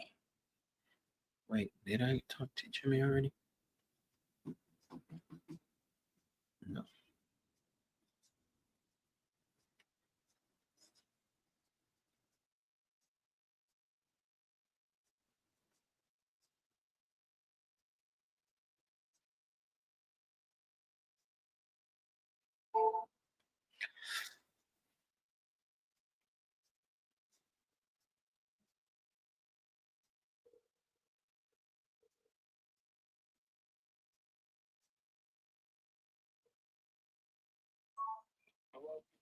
Hello, Jimmy. Yeah. Hey, Jimmy, this is Max. I'm calling you because you spoke to one of my team members about selling your property over at Sipes Avenue. Yeah. Okay, Yeah. perfect. Yeah, so I got the information. I just like to verify and ask you a few quick questions, see if the property qualifies for an offer. Is that fair? Okay. Good. Thank you for that. Appreciate it. How's your day going today? Not so good. Sorry to hear. Problem. Sorry to hear that. Always something right. Go ahead. Thank you That for don't that. matter. Yeah. Okay, no problem. All right, so I'm pulling it up. I'm looking at it here online. Can you verify for me just really quick? I'm seeing it's a 3-bedroom, 1 bathroom. Correct. Okay, perfect. And then the square footage that I'm seeing is right around 1,170. Yeah, that's about right. Close to 1,200. Yeah. Close to 1,200. Okay, perfect. No HOA correct on it either? Say that again. No HOA on it either? So much noise going by out front. Say. You don't, Can you take the echo sort off? I can. yeah, I'm so sorry. Hold on really quick. Bear with me. Can you hear me now? Yeah, a little bit better. Okay, perfect. What was the question? Is there HOA on the property? HOA, what is that? Like a homeowner association? Like you pay, you pay. No, absolutely not. No, absolutely not. Nah, I feel you, man. I feel you. That's nobody likes those guys anyways. Okay, and the one thing that I don't have is this a rental property or your primary residence? No, it's gonna be this. I was gonna use it for rental property when I finished fixing it up. Oh, okay. It's rental property. I mean, it's rental property. You can probably fix it up and flip it if you wanted to. Yeah, okay, got it. No, that makes sense. So is it currently vacant or is it occupied by tenants? No, it's not. It's not anybody in it right now. Okay, so it's vacant.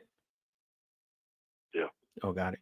And then just out of curiosity, like how long has the property been vacant? Well, a guy who lived in it passed away a couple of years ago, and left it to his brother. Mm-hmm. And brother had somebody staying for a while, and then finally he sold it to me. Last year, and I finally got him out and cleaned up the place and was preparing to rehab it myself. And I just got so busy, I just decided to go ahead and put it on the market and sell it. Yeah, no, that makes sense. That makes sense. I know a lot of times, if you don't have the time or the energy, sometimes you just gotta move on from it. And I do see, you said you purchased it about a year ago, correct? Yes, not in my name, but I have a deed for it. I just had never filed it. It's gone through some events, okay, but believe me, I have the title to it. I will give you a warranty deed on it. Yeah. Okay. And Yeah. make sure title is clear. Well, there's no problem getting the title. Yeah, all good. No, usually when we get to that, I know typically that's something that we'll have to, figure out once we know if this is going to be a property that, because, we don't buy every property from everyone we talk to, right? It'd be impossible, just maybe like you do. But one of the things that I'm seeing as far as ownership, I do see that.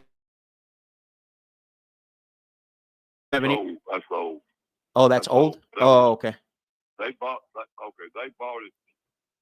See, it was, first of all, it was left to the prior owner was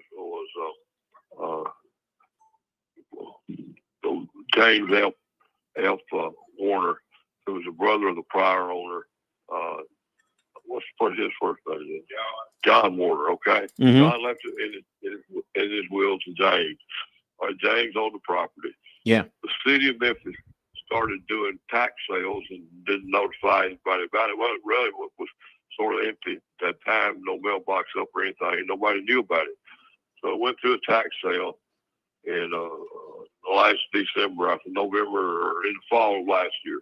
Mm-hmm. Then we redeemed the property. Okay. Okay. And the property's been redeemed. And I think the property's now in the name of James F. Warner. But I've got the deed on it, which you gave me a year or so ago that I never did file because all this come up.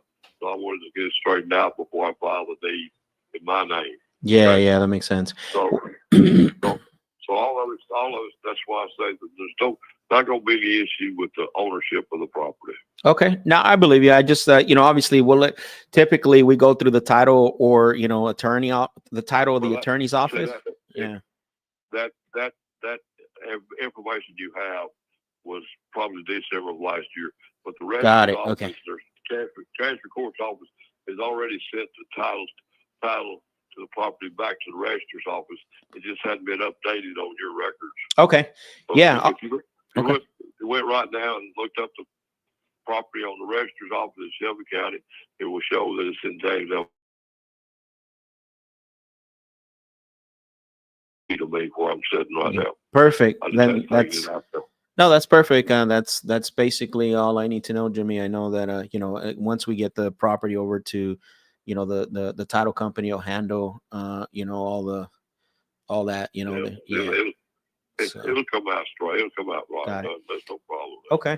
And then, I guess the other question would be, when you decide to sell this, not necessarily to us, but, someone who you find comfortable with and trust, is there anyone else that's going to have an input in helping you make the decision to sell?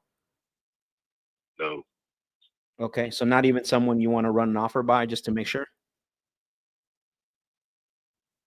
No, I know what it's worth. I know what I want for it. Okay.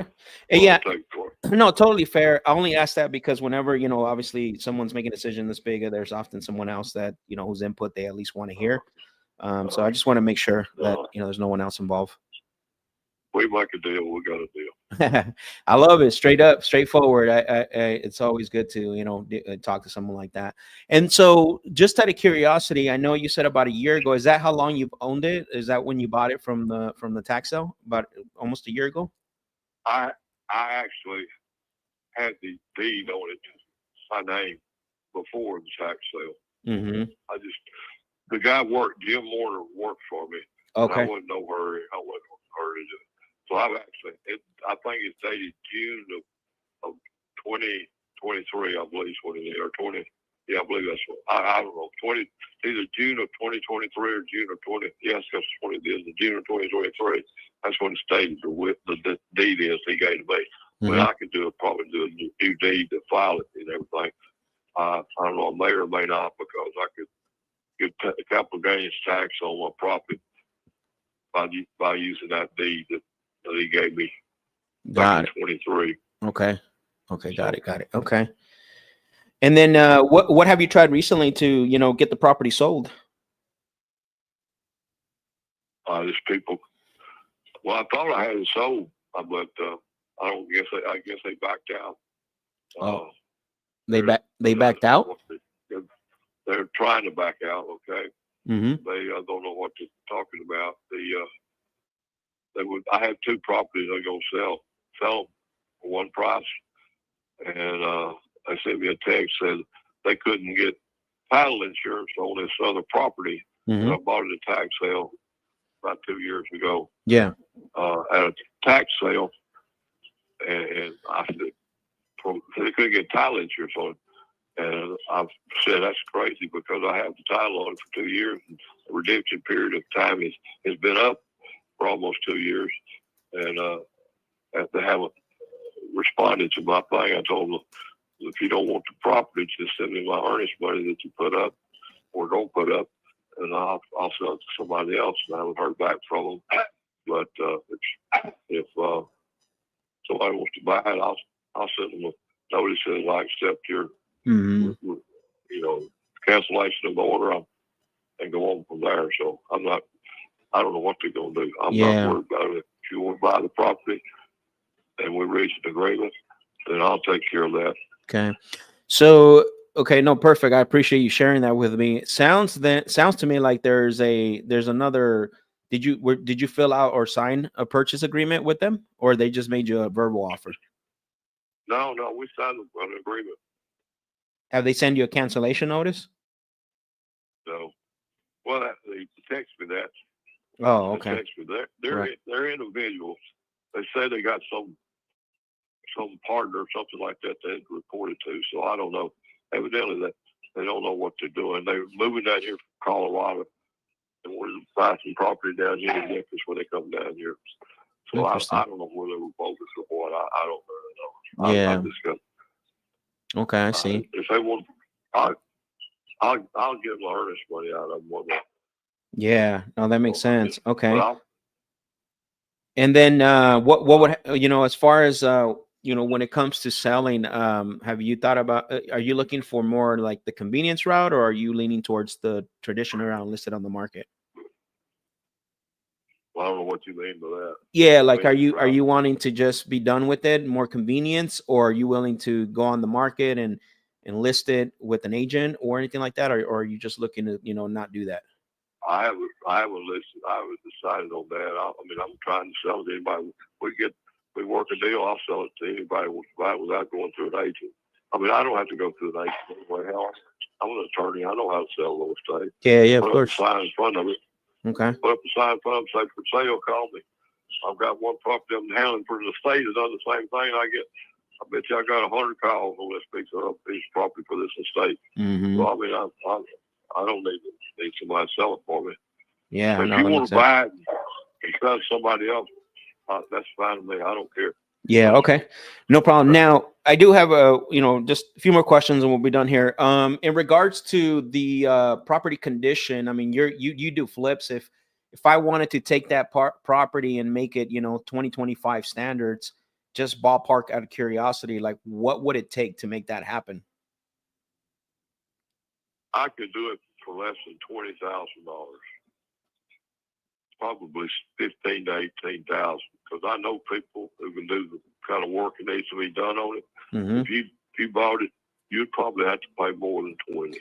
Oh yeah, I would. Yeah, definitely I would, because I would have to, hire, you already got connections there, so I would have to hire a few other people. And I'm going to be, I'm going to be working with, a few partners and financial partners and also, contractors and things like that in the local area. So you're saying you could put, go ahead. At 35,000, you put 25,000 in it, you'd have $60,000 piece of property. I mean, that property is worth 70 to 75,000. Yeah. Okay. With that kind of work in it. Mm-hmm. Okay. Got it. So I think you probably get it for less. Probably get it 25. Right. So let me ask you this: what were you hoping to get for it? Well, I'm asking 35. I'll take offers. 35,000. No, it's worth it. Okay. It's really worth 35,000, because I could put 15,000 in it and have $50,000, $55,000 at the most. I could pick up another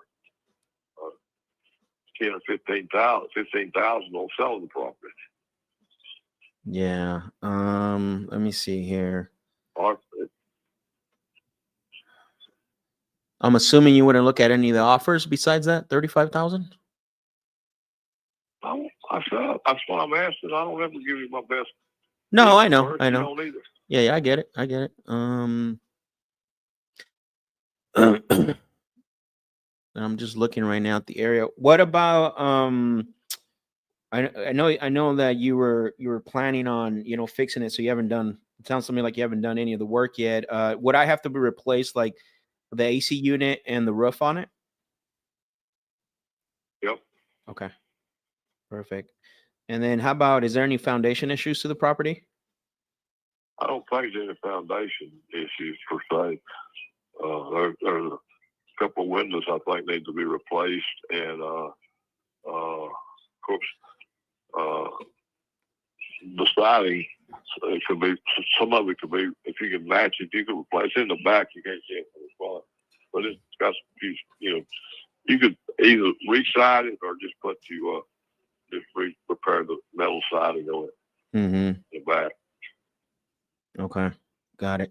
And it's based on what I'm seeing with the property. It looks like how does the siding look? If you were standing in front of the property, I mean, can you kind of describe to me a little bit about what would I need to do for the sidings? Because I do see a picture online, but that could be outdated where the siding's falling apart. Yeah. Can you tell me a little bit more about that if you were standing in front of the property? Well, it's aluminum siding is what it is. I don't remember the front being that bad. I don't know what the picture is, but it's on the corners where the siding comes together, I think you need to put some new features there, and on the back side it's got some siding is falling off, and it's got some wood up that needs to be replaced back there in the back, but it's not the whole back, it's just part of it. And up and down on where the siding meets in the corners, I think that needs to be touched up if you want to keep the same siding. Mm-hmm. Yeah, I was thinking about putting hardboard all the way around it, just taking it all down, putting hardboard all the way around it. Which I don't know if you want to do that much to it, but if I kept it, I was going to I've got the ability to make it look really, really nice, and that's what I was going to do, so I can get top dollar for it. Yeah, got it. Okay. I see. Yeah, and while you're telling me all this, I am looking at, the area in regards to it's some of the values and stuff, and I am seeing some properties for sale for like 77, 60,000 in the area. Now I don't know you know what I mean? Go ahead. That's about the going price in that area. Yeah, right. Okay. Yeah, looking at. If you got, say that again. If you reach it up really nice, I think you can get 75 for it. Mm-hmm. Yeah. Okay. Yeah. So the way bedroom plus it's got a little bath too. Mm-hmm. Now, I'll tell you one other thing about it. I don't want to mislead you. The kitchen, the whole kitchen needs to be completely redone. Okay. That's the only bad thing. And an HVAC unit needs to be put in. Okay. Yeah. But the kitchen is empty, and it's a pretty nice kitchen. And off the kitchen, there's a little. The back part of it was added on, and one of the ends of that back part is where the bedroom is. But there's a little area back there in the back for a den, and you can put a little cabinet or a bench or stool or something like that between sticking off the kitchen wall there. I mean, a hutch type thing from the side of it. You can make a little breakfast bar or something like that, and then you got the den, and then that would give you pretty good sized living room. Or living room could be small, the dining room area up there, or you could make the whole living room area dining room and use the back part as a den. Okay. Yeah. So it's okay. Got some potential. Got it. No, definitely. I mean, obviously it sounds like a a nice small house that could be fixed up to be a rental. Obviously it's going to take, it's going to take some money to get there. I wanted to ask you a question in regards to, the price, and I'd like to do a little bit more homework because there's a lot for sale in the area. But if someone was to come in, let's say, let's pretend someone was to make you an offer somewhere between 15 to 25,000, what would happen then? I hang up the phone. I get it. No, that's fair. That's fair. Just wanted to make a call. I just wanted to ask the question. How close could you be to that if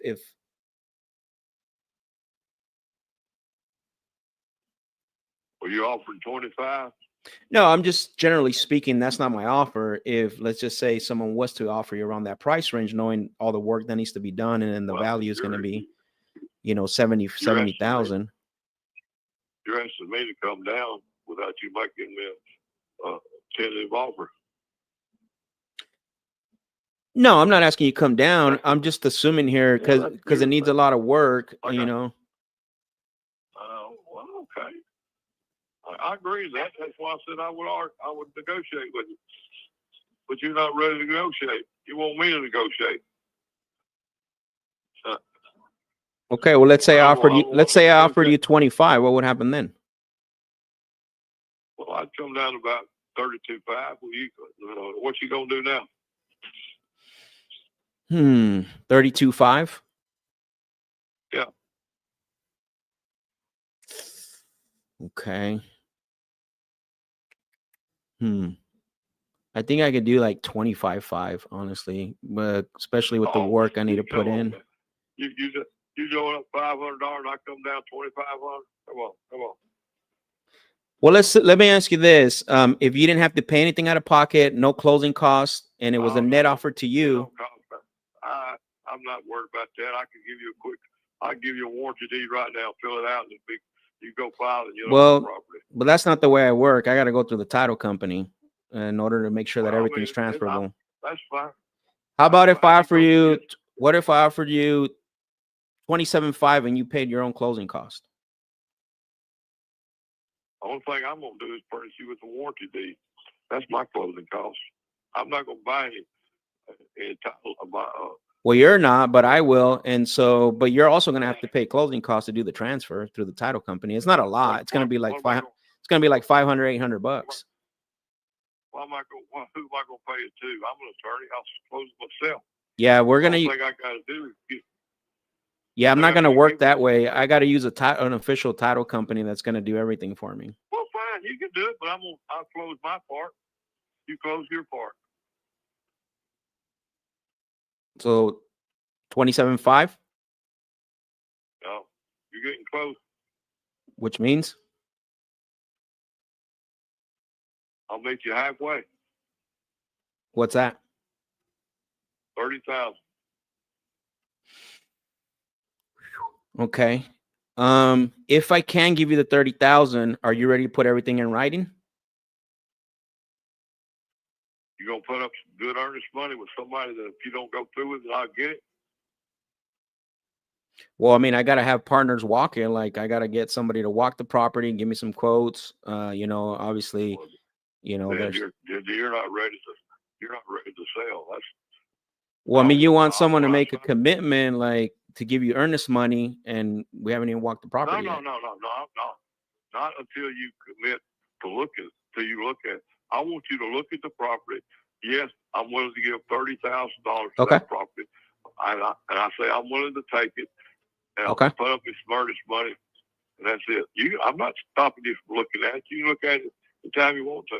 Well, yeah, no, I just the only reason I say that because we have to use resources. I got to pay, somebody to walk it and all that. Like, so I want to make sure I get it in writing so that way, everyone's committed to it. But I can do, like I said, I can do, definitely there's going to be earnest money. That's what makes an agreement valid, right? Well, I'm talking about earnest money is based upon when we're ready to sign the paper. When we sign the paper for the sale, not a contingency sale, is what you're wanting to do. I'm not going to do that anymore. I'm not going to do it. I've had two people screw me on that. This one here is not going to screw me because I got it written. I got a written contract with them. I'm going to get my $1,000 out of them. Mm-hmm. Who's going to buy that property without any contingency? Huh? Who will buy that property without any contingency? They did. But they didn't buy it. They did. It was their contract. They didn't yes. No, they didn't buy the property. That's right. They're trying to back out of it, but they're obligated. They have an obligation on that contract. I could sue them for specific performance if I wanted to and make them buy it. I'm pretty sure you can. That's why if they're past the time, I'm pretty sure you can, right? So, okay, so let's do this. I will write it up. I'll send it over to you. Okay. I got your email on file here. Give me 1 second here. Let me see if I got your email on file. Hold on. Actually, I don't. What is your email? Can you give me your email?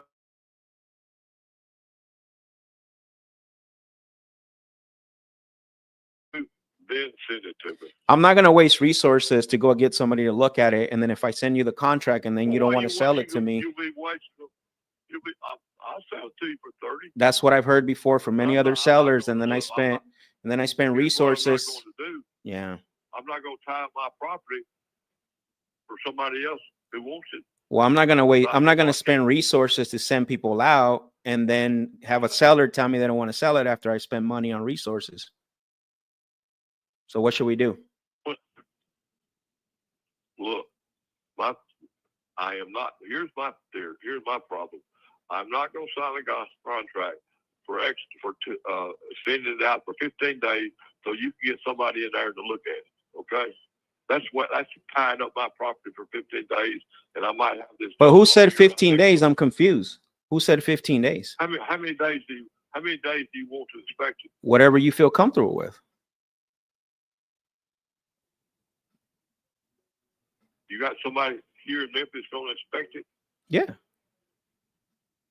Do that 3 days then. Okay. How's that? I need minimum 5 business days. Oh, see there. Okay.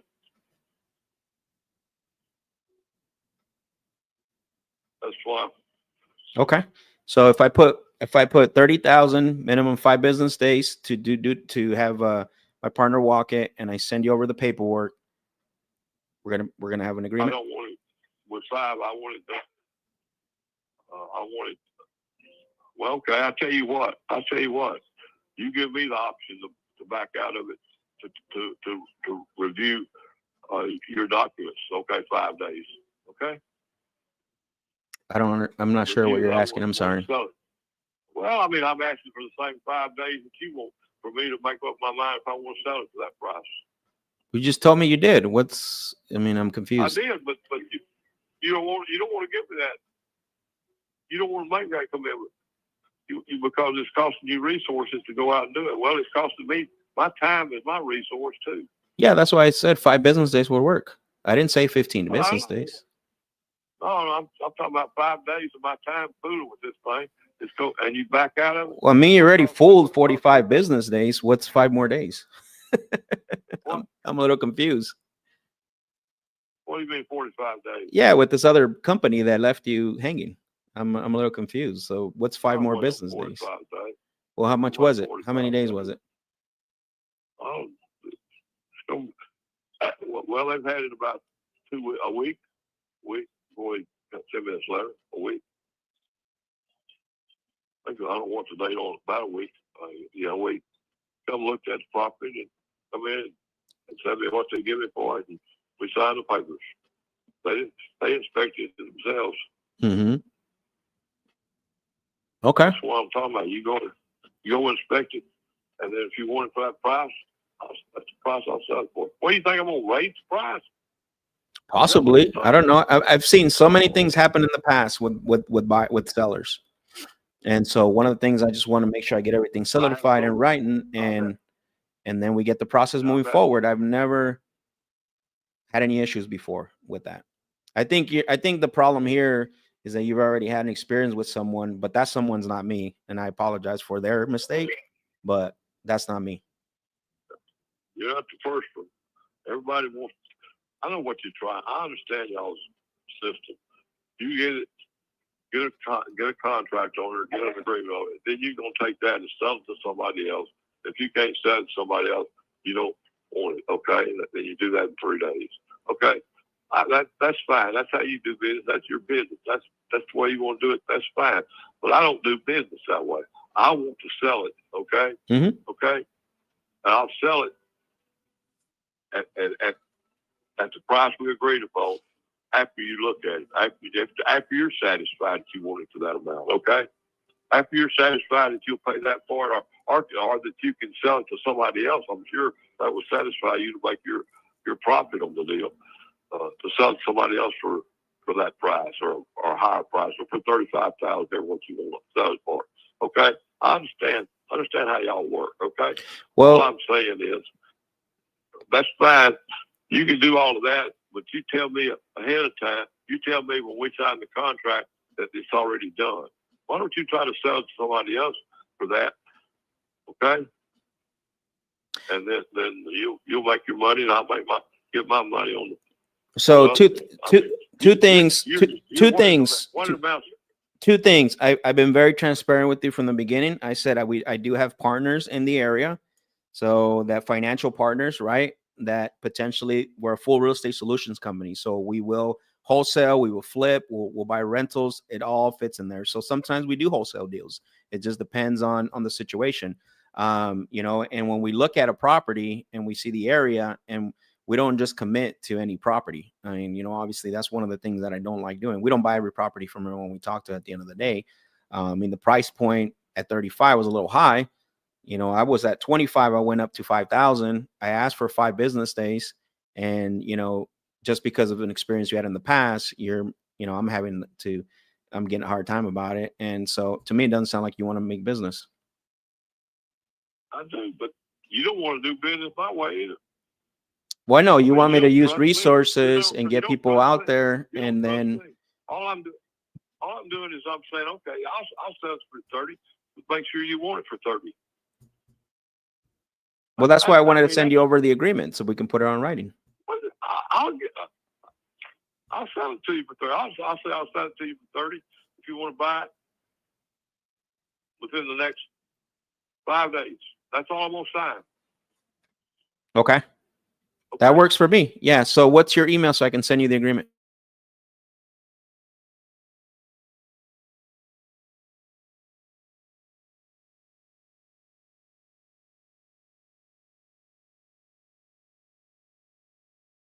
It's 5 days.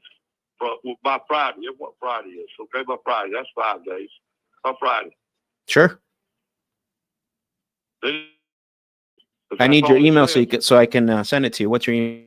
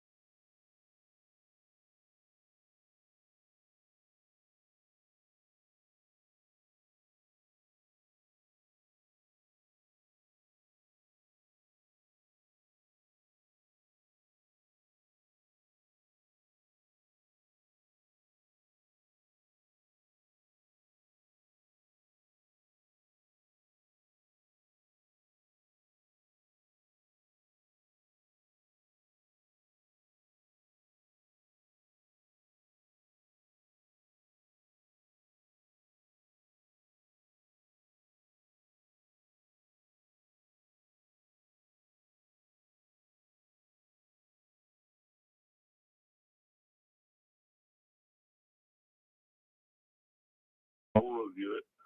All right. I will send it to you. Give me But send it a PDF form, okay?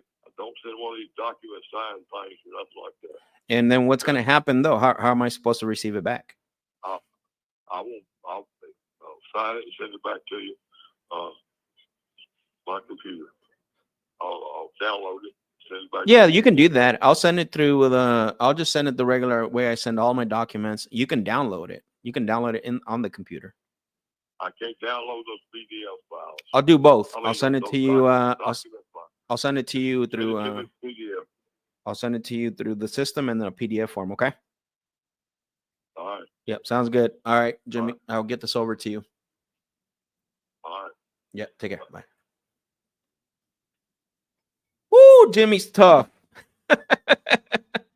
Jeez. Holy macro. That was a toughie.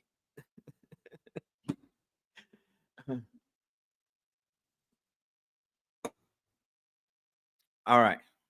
So let me see. Look, like I understand where he's come from. That's why I was trying to say, like, hey man, like you're trying to put me in a position based on your previous experience, like, and that's not fair. You know what I'm saying? Like, you can't do that, bro. All right.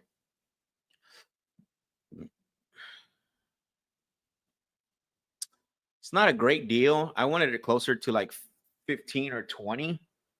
So I don't know. Let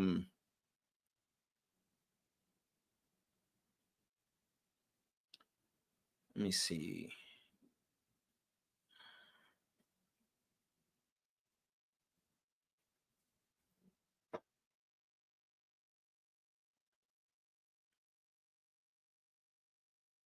All right, let me pull up my.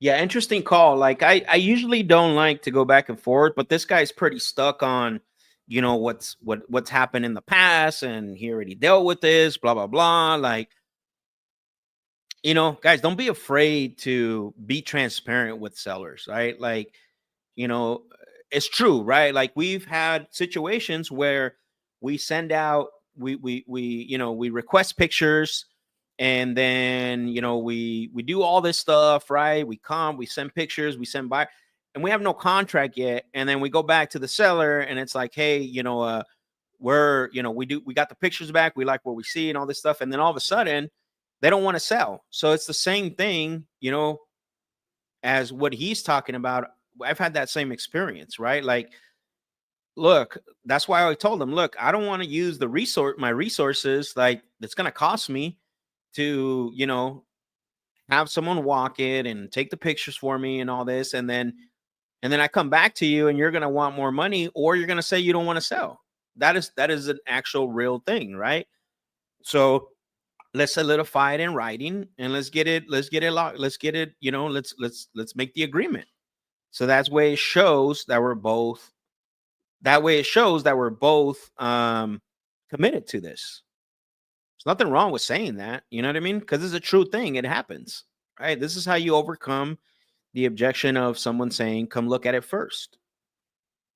One thing I did miss, though, because I do miss things, guys, is I could have one thing I did miss, and I basically didn't tell him that if the property came back and it's in the worst shape, then he and I can tell him that once I call him back here a little bit later, that if the property condition comes back worse than how he described it, then we're going to visit this offer, right?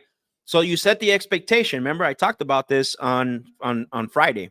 Be very transparent, disclose what you're doing, right? And so that way you don't have an issue later down the road. And so that was the only thing I missed there, because this property, I got a feeling, is going to be rough, guys. Like, I'm almost a little concerned about it, but we'll see what happens.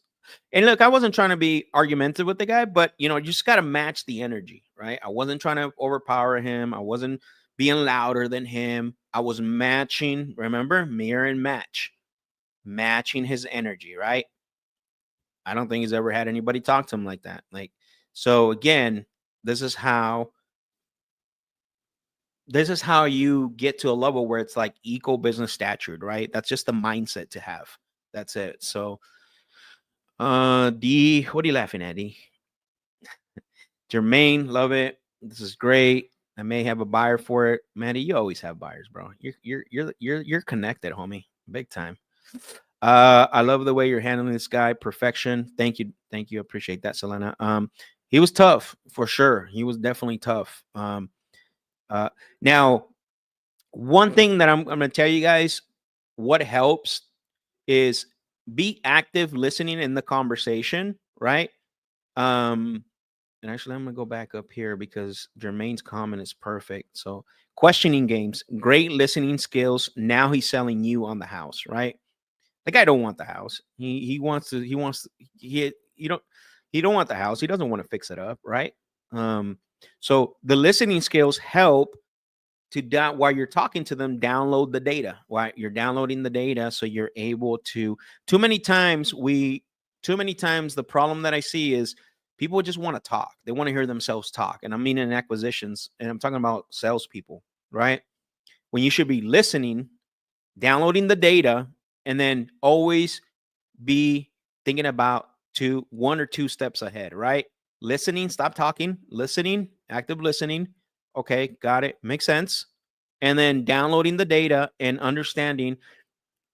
Every elite person does this, right? At a high level, whether it's in sports, whether it's especially like in football, right? Boxing as well. Like everyone does this.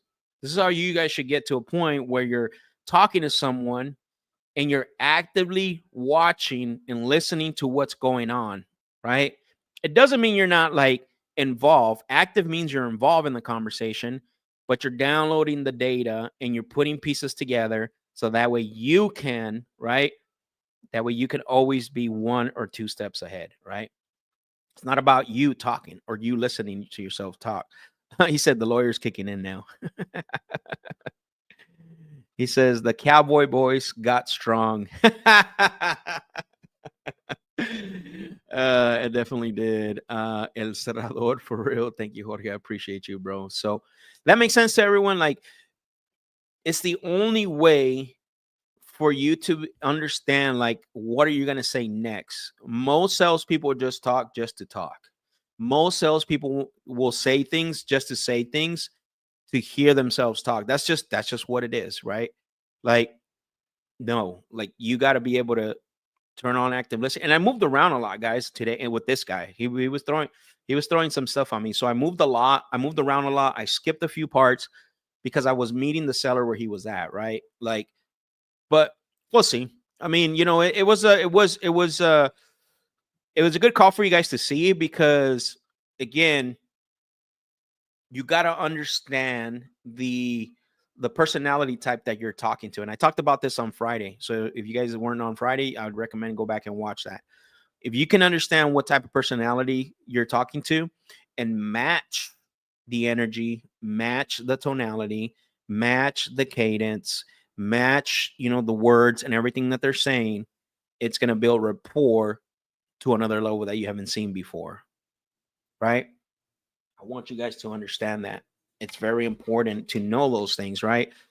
Very important to know personality types, the way they talk, their cadence, all this, because it's going to help you to build rapport at a higher level, not a surface level, not a, oh, you have a ring back there. Like, I like your sign that says believe. Wow, when'd you get that sign? Like, no surface level rapport building, okay? No surface level rapport building. How do you do that? Just active listening. That's it, right? Like, be involved in the conversation. Forget about everything else. Like, at that moment, I'm like this, right? Well, actually, let me include the ears in there, right? I'm like this, and I'm just listening to what he's saying. I'm listening to his frustration, but I'm not like overpowering. I'm just matching him, right? So, Derek, that's a really good comment. I need to listen more and not focus so much on what I'm going to say next.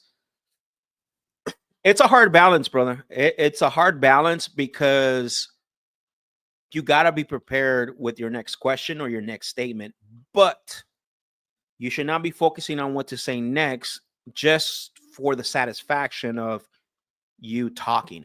You see what I'm saying? Like, that's the separator. Like, that's where the separation happens. Like, because I'm always when I'm talking to them and I'm active listening, I am either one. I'm usually about one or two steps ahead. Now, experience helps, guy. I'm not gonna deny that experience does help. I mean, doing thousands of calls, right? Tens of thousands of phone calls, that helps. But this right here, what Derek is saying, listening more.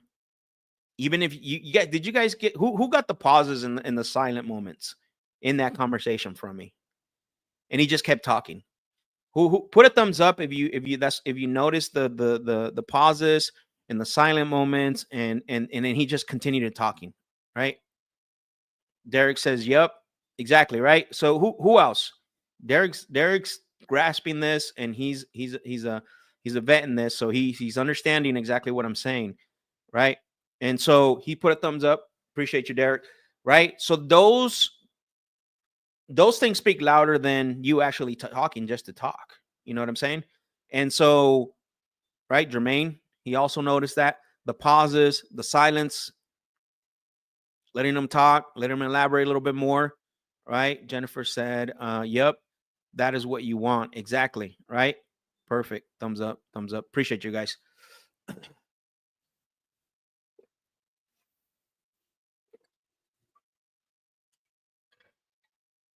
Now I just got to get the scent over to him, because he's a trip, man. He's a trip.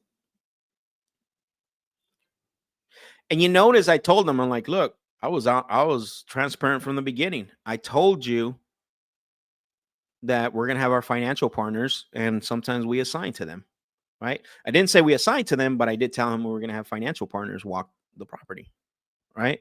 And so, since we're a full real estate solutions company, we do wholesale, we do, flip, all of the above, right? And most of the time we're wholesaling. So Jose said, you got him invested, so he didn't want to let you get away. Yeah, exactly. Exactly. Sometimes it's the other way around, Jose, right? Like, thinking that we just talk, thinking that we're convincing them to do something. No, convince me. Why should I buy your property? And there's a rule of thumb. You guys should write this down. I'm going to give you guys a quick moment to get your pen and paper or your iPads. There's a strategy that you should always have on the back of your mind when you're talking to sellers, right?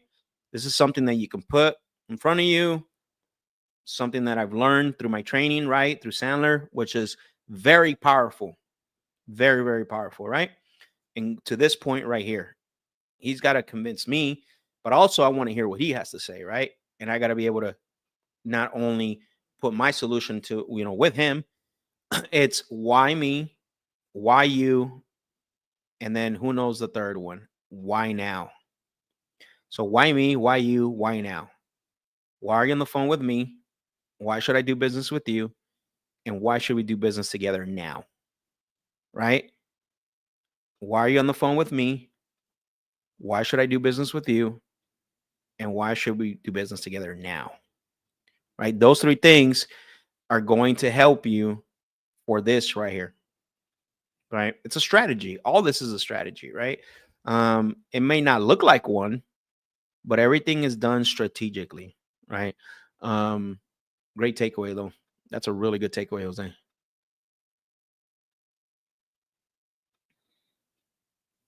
All right, let's get this contract set now. I am not emailing him a PDF. He's got to either sign it or don't waste my time. Oh, shoot. What happened here?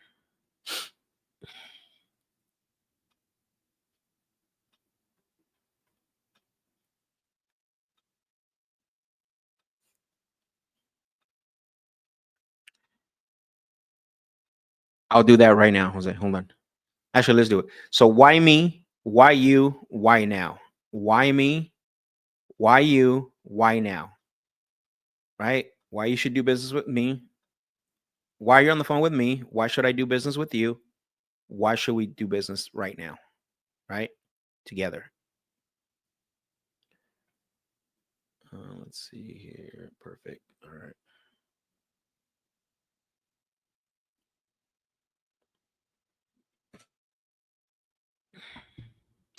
I'm almost tempted to sending him a what I want to say yep, there you go. I'm almost tempted to sending him an exclusive option agreement. I don't know why. I got a feeling he's not going to sign my 2-page contract or 3-page contract. Actually, I'm going to send him the contract. Let's send it to him right now. If he doesn't sign it, I'll be upset, bro. And I'm going to call him and call him out too. So, all right. Not bad. Not bad for a Monday. Okay, let's use this template. All right, let's go ahead and put name. So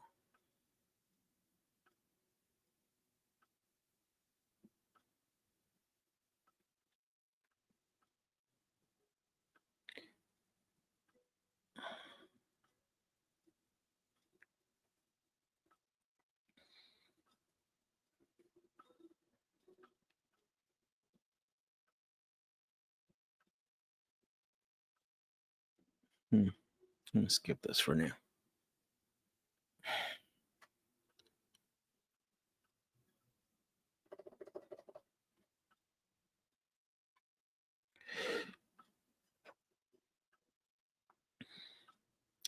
So today is April 14th.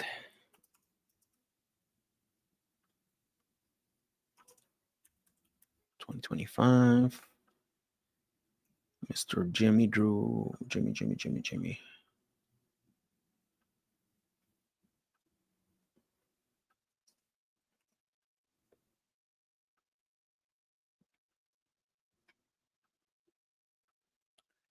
Let's get the address.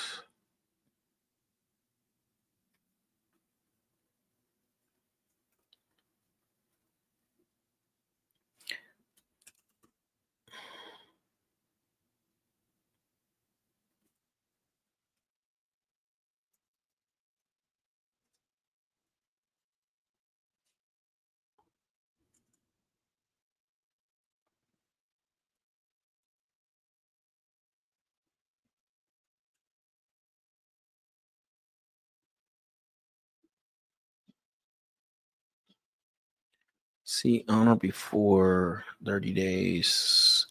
I got a little, if you guys want this is pretty cool because I use business days. I don't use calendar days. I'm going to show you guys this really quick. That's a cool little, what do you call it? And I'll put the link in here for you guys so you guys can see it. So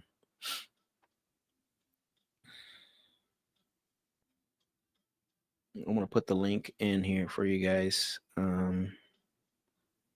You guys can actually do that. So what I do is I go to this website and then I do so let's just say start date, right? It says 4/14. So I want to know what 5 business days is going to be from 4/14, right? So it says April 21st is 5 business days. So I have until April 21st. So I'm going to add that in other terms and conditions. And then I'm going to do, I think I'm going to do 20 days for close of escrow, 20 business days, which gives me, so let's see, calculate, that's May 12th. Perfect. So that's going to be my close of escrow date. Typically I like to do 30 business days, but this guy's definitely gonna have some pushback, so I'm gonna make that shorter. But anyways, I gave you guys the link. That's a little cool tool. Calculate business days on the fly really quick. So okay.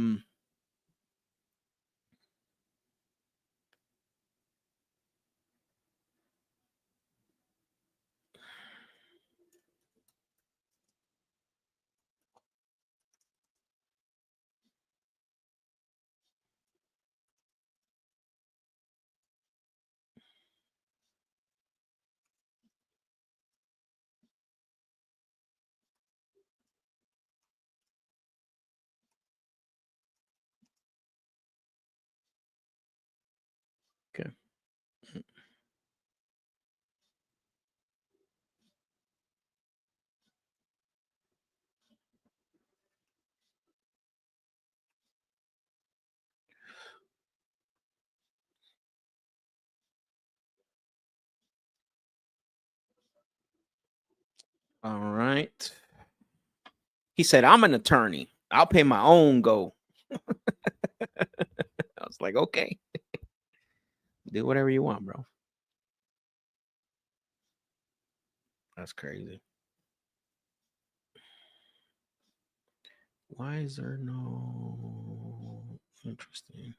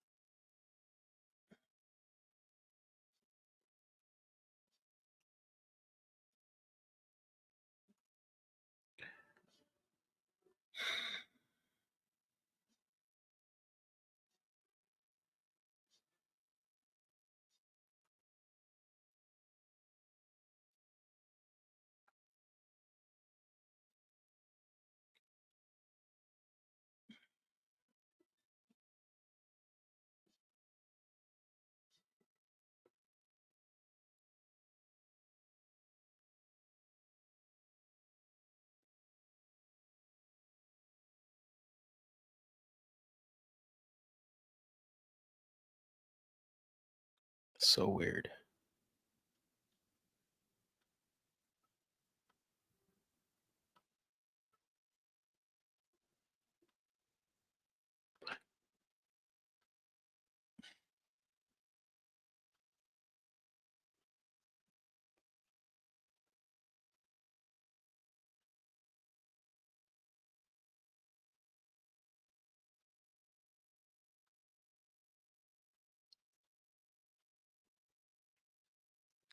Okay, I'm sending him the contract right now. So any questions you guys have, drop it in the chat. And then as soon as I'm done, I'm almost done. So I just got to make sure. Okay. That's it. Sign the contract, big boy. Who remembers that from? Who said that? Sign the contract, big boy.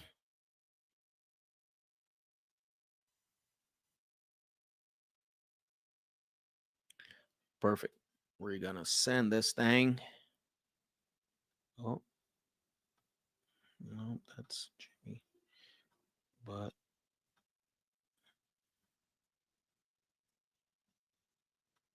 have one unassigned field. Which one's that? Oh, boom.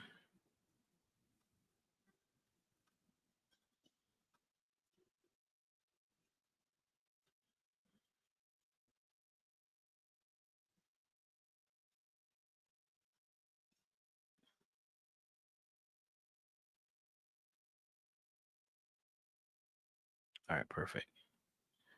Let's go in 3, 2, 1. Send document. All right. Contract has been sent.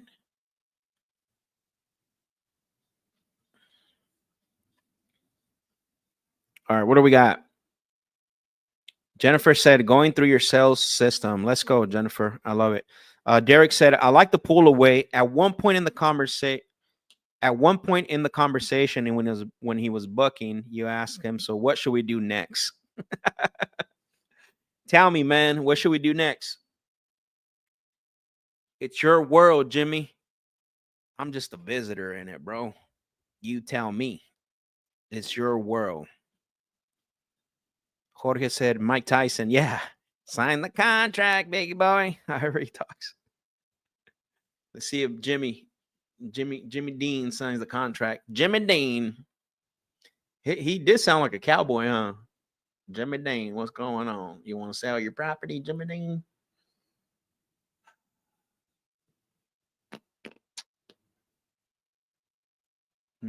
Waiting for others. Let's see.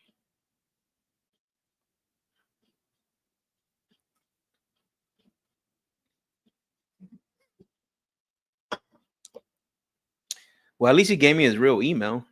Man.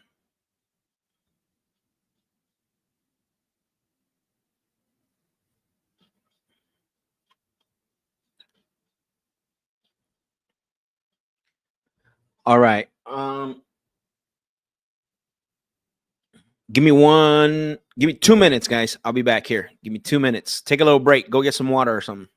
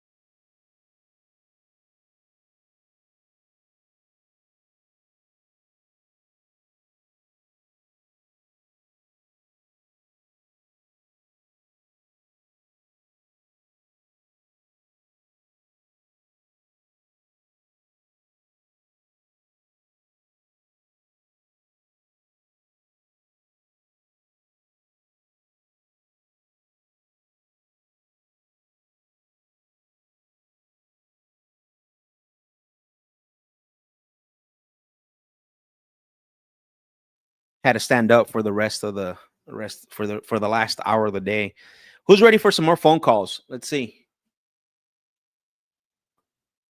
No questions, huh? What's going on here?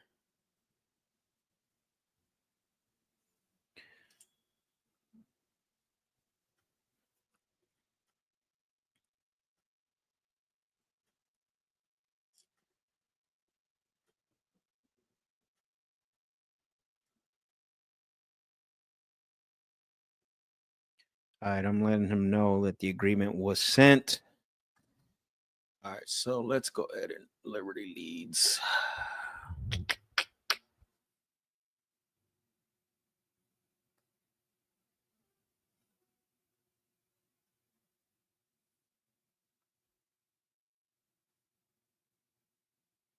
Offer stage. I'm gonna move them down the pipeline.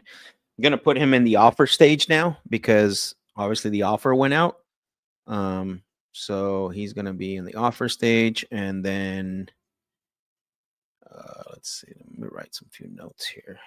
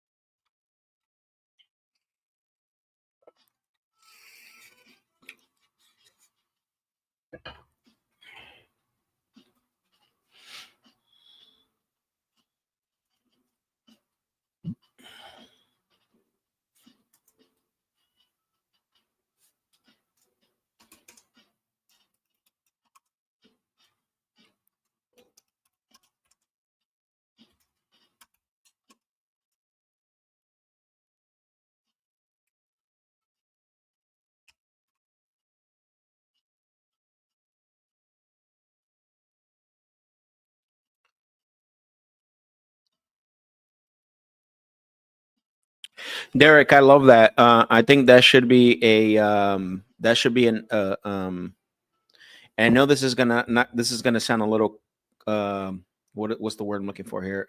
Contrary to what I just did, but that should always be your goal, right? I think the goal should always be to get him. But this guy, bro, he was not gonna stay on the phone with me to go through the agreement. You know what I mean? Plus an attorney, right? Whether he was or wasn't, right? The fact that he said he was an attorney, I mean, this guy's not gonna, I mean, it doesn't hurt to always ask and to always pitch it like, hey, it's a company policy for us to go through the agreement, walk you through it. You don't have to talk to me. You don't have to say anything. I'll just be here on the other side in case there's any questions. And then you explain why. Because in the past, we've had situations where I send the paperwork out, then they look at it with someone else, and there's questions that come up. And guess what? I'm not there to answer the questions. And a lot of people felt embarrassed to call me to ask me questions about the agreement. So we should do that, right? Like that's something that should be a standard. I personally made the decision on this one, whether it's going to backfire or not, I don't know. You know what I mean? Like But yeah, you're to answer your question, yes, always, shoot for that, right? I knowing this guy, recognizing personality types and everything else, this guy was gonna not be on the. He wasn't gonna wait for me on the phone, or he wasn't gonna get on the phone with me to really make that happen. You know what I'm saying? So I made the decision to just send it to him, right? So hopefully that makes sense, Derek.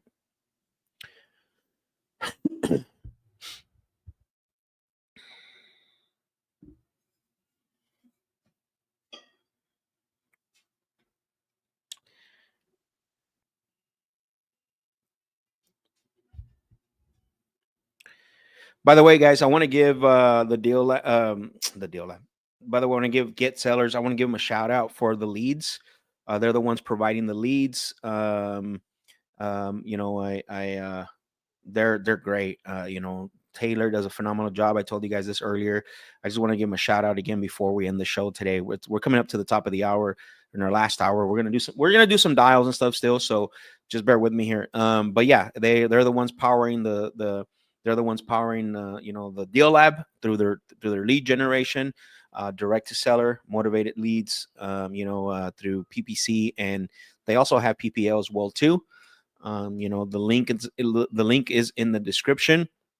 If you guys are considering doing your own, you know, considering, you know, going over to PPL, or if you're considering you know, at some point doing your own PPC campaign.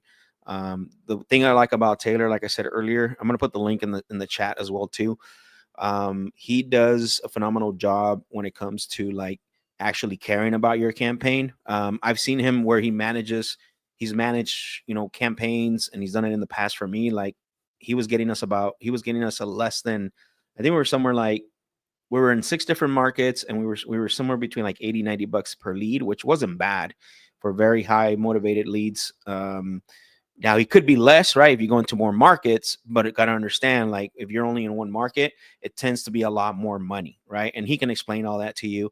But for being in 6 markets, almost 7 markets, that is not bad per lead, right? Especially with inbound. I don't know what his PPL prices are, because I don't. You know, you'll have to schedule a call with him and kind of talk with him. And I just put the link in there and also the link is in the description. So definitely, I recommend, you know, that you guys reach out to him.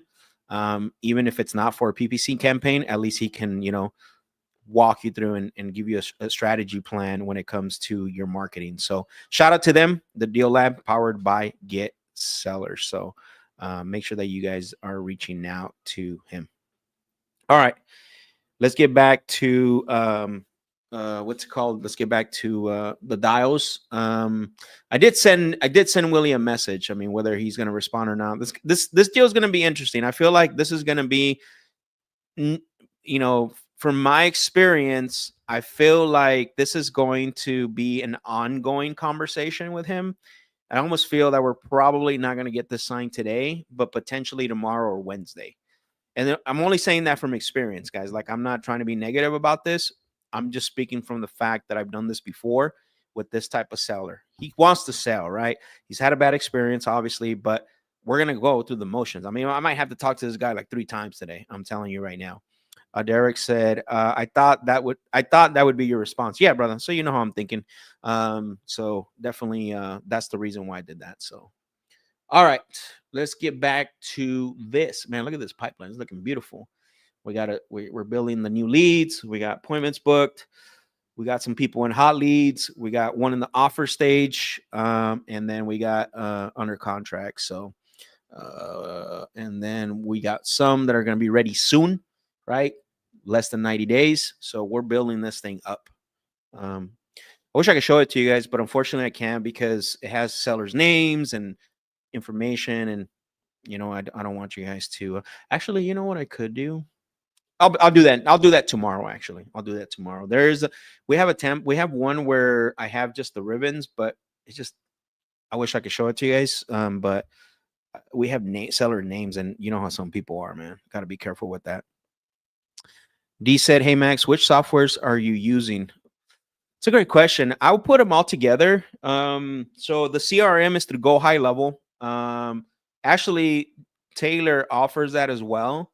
So you could talk to him about it. So if you don't want to do marketing campaign with him, he can set you up and you can start using the CRM, which has drips and has everything.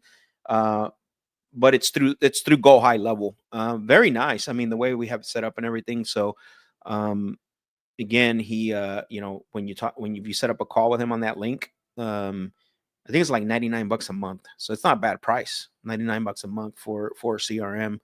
I'll try to get something for him, like a deal, like a setup deal or anything for him. So Go High Level for CRM, get leads for marketing. I use PandaDoc for sending out contracts. I like PandaDoc because it's unlimited, right? Unlike some other ones. That's the only thing I like about it. I have all my templates in there. For selling deals, Investor Lift, and then for what else am I missing? For comping, I think I talked about this last week. Just Zillow. I use three platforms for comping. I use Zillow, Realtor.com, and PropStream. Now, Zillow. The only reason I use Zillow for my main comping.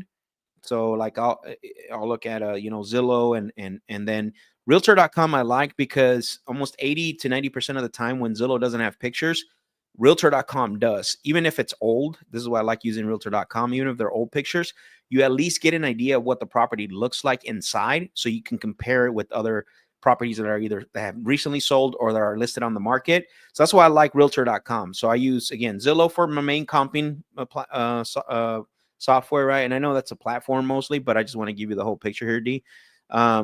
And then what else? Realtor.com. And then I do use PropStream to verify ownership. That's why earlier when I called them out, like, who is this, right? Who is this on title? And he's like, oh, wait, that's old, right? So PropStream was able to give me that information. So, but those are pretty much it. I keep it simple, straightforward. Just get deals. You know what I mean? Like, don't complicate it. Like, and here's the thing. I always say this, D, like, don't a lot of people just chase one thing after another. Like, get focused for 90 days, lock in, use those. If you have to make the adjustments or you have to add something or take away something, boom, do it, right? But I see too many people just change consistently, right? Like, oh, this ain't working, tried it for a week. Oh, that's not working, tried it for a week. Or this sucks, tried it for a week. Like, it's just, that's not the right way to do it. You know what I mean? You got to give yourself a 90-day window at least to be able to figure out if something's working for you or not. Now, if you're bleeding, 30, 45, 60 days in, then you do have to make the adjustments. We have to be conscious of that. But, you just can't, earlier than that and say it doesn't work. That's tough. So just a word of advice there.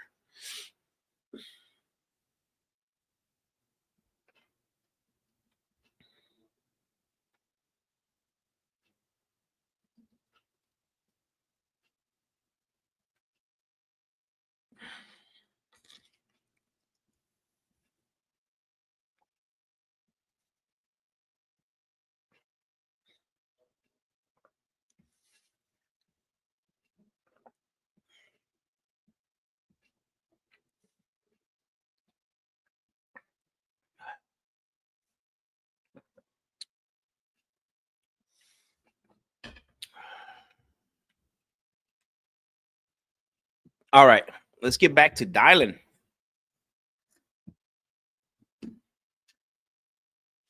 Who's ready for some more calls? That's what I want to know.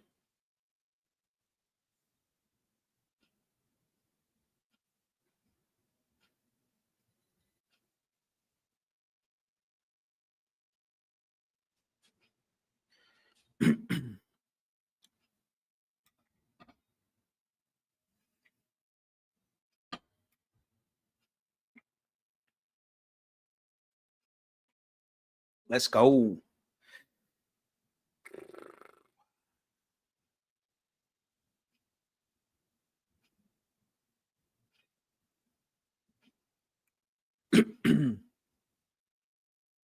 Another thing to watch out for you guys that are still with me, when I'm doing the calls, pay attention. I know today we haven't really talked to a lot of people, but pay attention to the way my tonality changes based on who I'm talking to, right? I'm matching everyone. If it's an older lady, like, how you doing? All right. If it's like someone that talks really soft, like I'm not mocking them, right? I don't want you to confuse that. I'm just mirroring them. So you already saw and heard how I talked to the what's his name? Will? I already forgot his name. Willie, yeah. So just pay attention to that because that's going to help you when you talk to sellers. It's very important that you make the adjustments. Um, you cannot talk to a 60 to 70 to 80-year-old person the way you would talk to a 20-year-old, 25-year-old, and then or a driver versus a steady versus an analytical versus an influencer. Like you have to know these things, right? So that way you can make the adjustments. So just pay attention to that when I'm talking to sellers.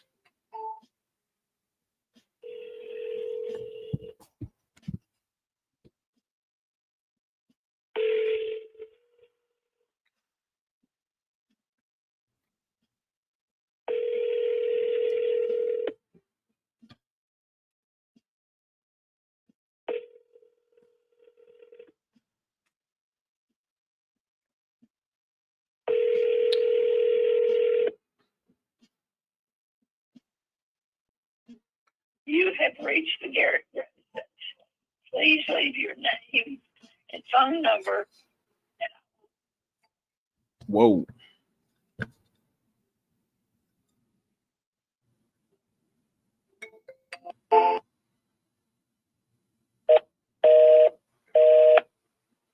That's definitely a landline.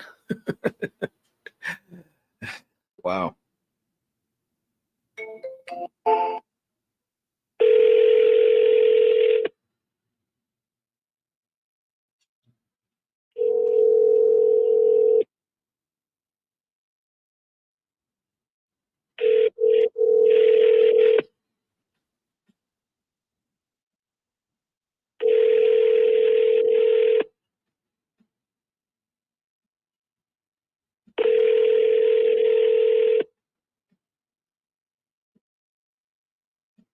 You have reached the Garrett residence. Please leave your name and phone number, and I will return your call as soon as possible. Thank you. All right. So no answer.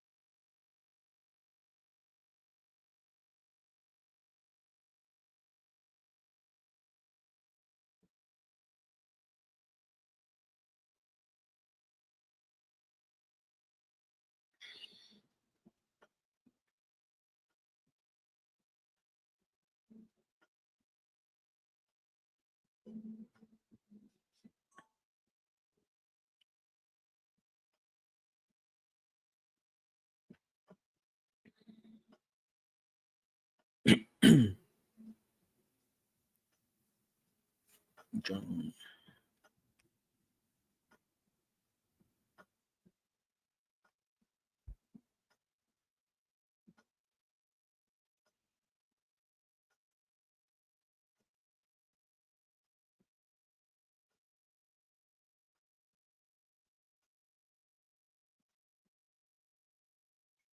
Hello?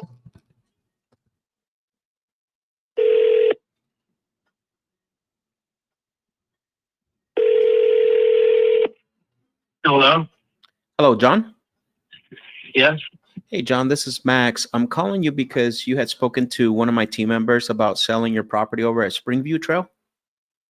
Yeah, I'm so sorry. That's all change kind of thing, at least for another year. I know it doesn't help, but Oh, wow. my son's going to continue going to school here, so we'll be staying for at least another year. Oh, got it. Okay. Yeah, I was just following through. Obviously, we got the information, and so you're not considering selling until about a year? Correct. Got it. Okay. Well, sounds good, John. I thank you for that information. Take care. Bye.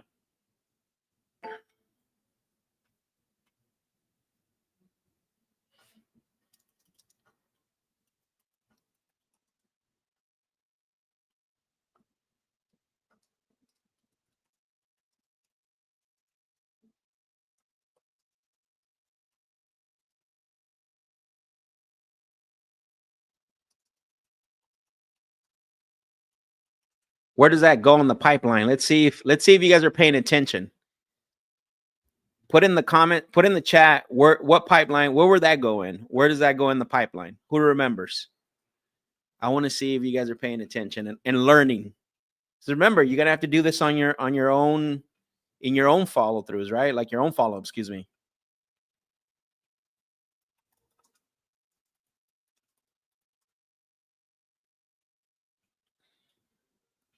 Who remembers where should I put this one at?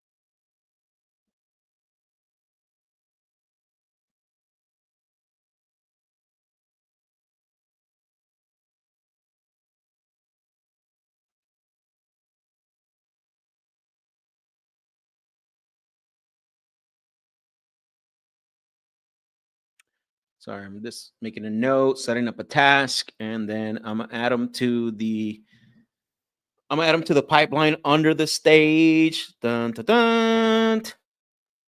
I want to see your answers before I tell you. Let's see.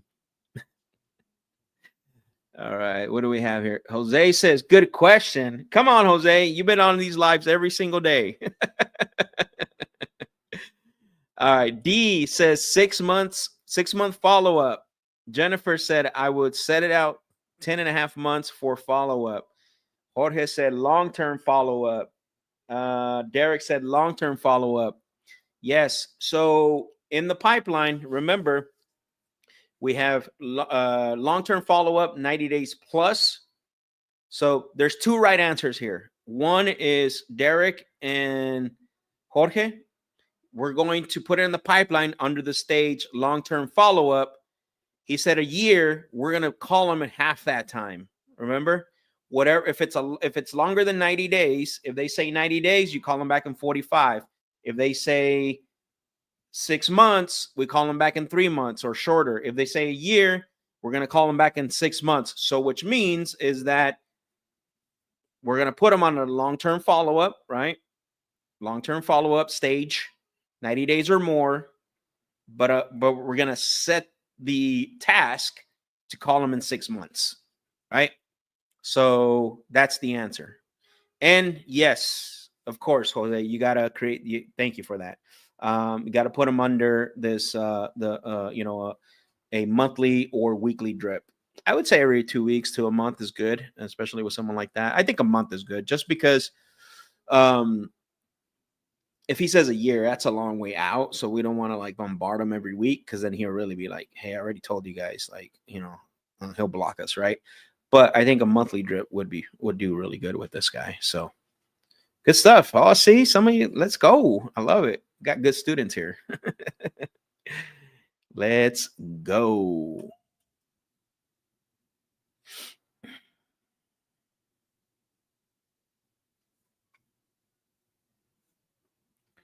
All right, let's see.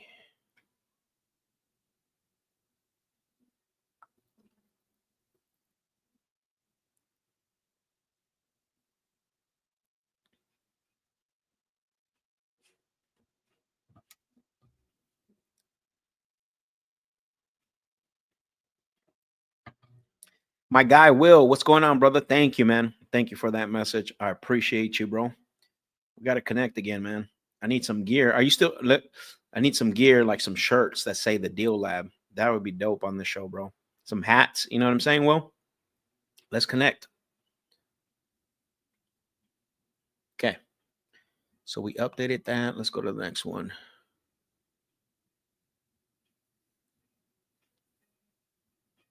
Should I start using big dog home buyers? Big dog home buyers.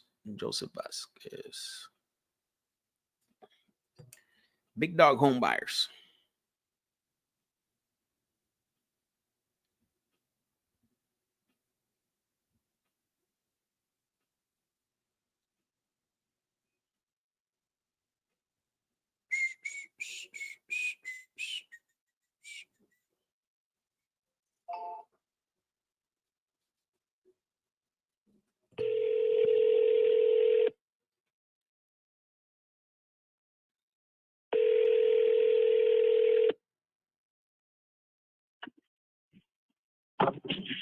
Hello, Joseph. Hello. Joseph? Yeah. Oh, hey, Joseph, it's Max. I'm calling you because you had spoken to one of my team members about selling your property over at Briarcliff. No, I'm looking. You're not looking to sell? No. Oh, No. okay. I'm a little I'm keeping. confused. What change? No, I'm just gonna keep it. It's gonna be like as a rental property. Mm. Yep. Mm-hmm. Got it. So Okay. yeah.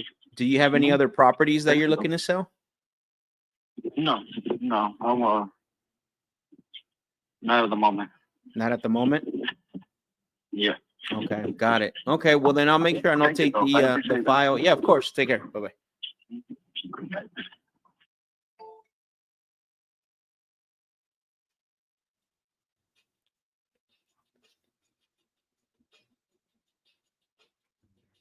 All right. Well, he's not looking to sell. We got a dumb comment of someone I got to block here.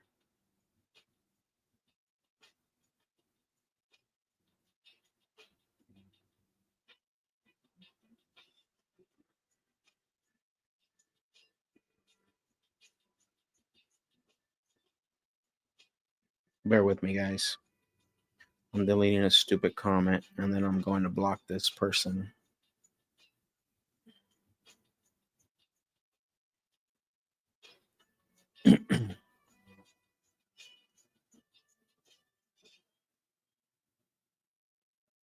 Perfect. Get out of here. You're blocked, idiot.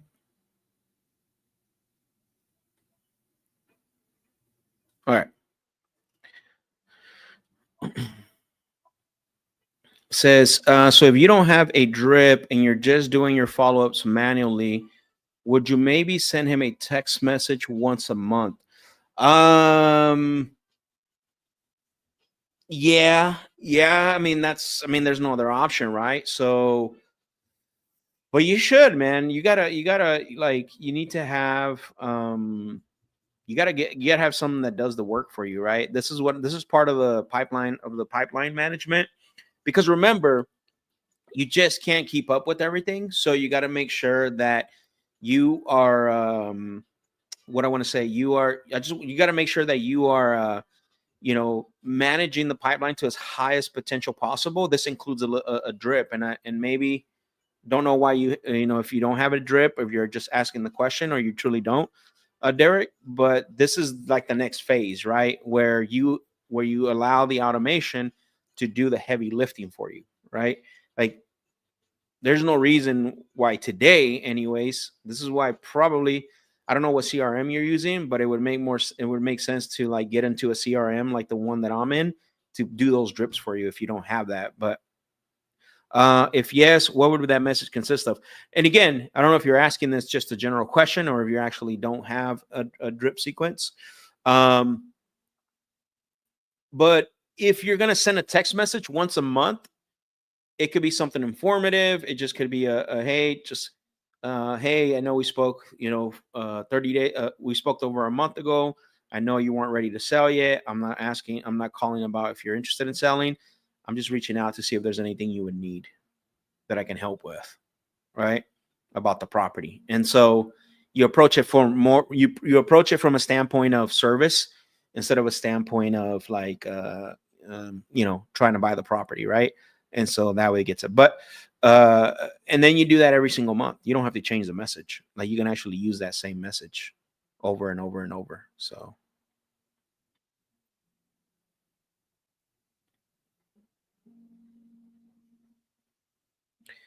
all right. Hopefully that answered your question, Derek.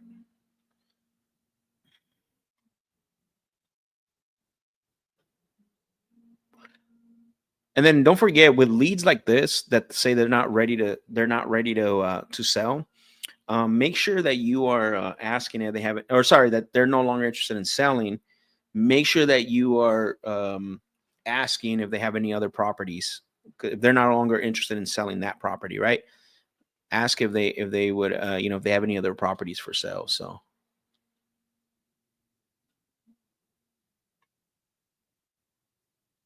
All right, I think we got a new lead that came in. Let me check.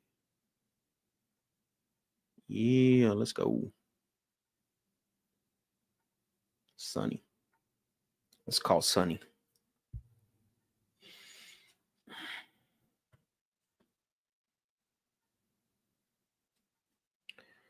So Derek, you're using Podio. Okay. Bro, you got my number. Let's talk. Let's talk after this.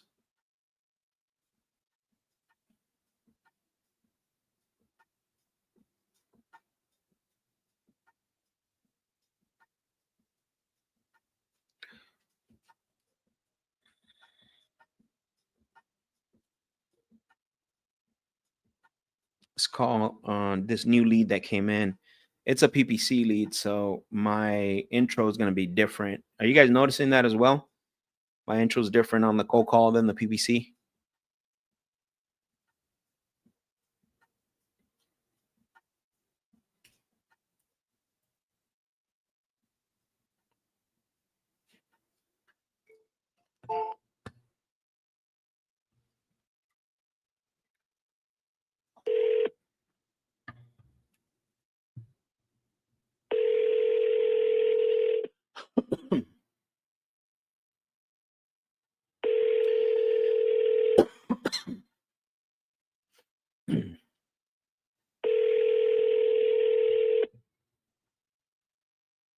Your call has been forwarded to an automatic voice.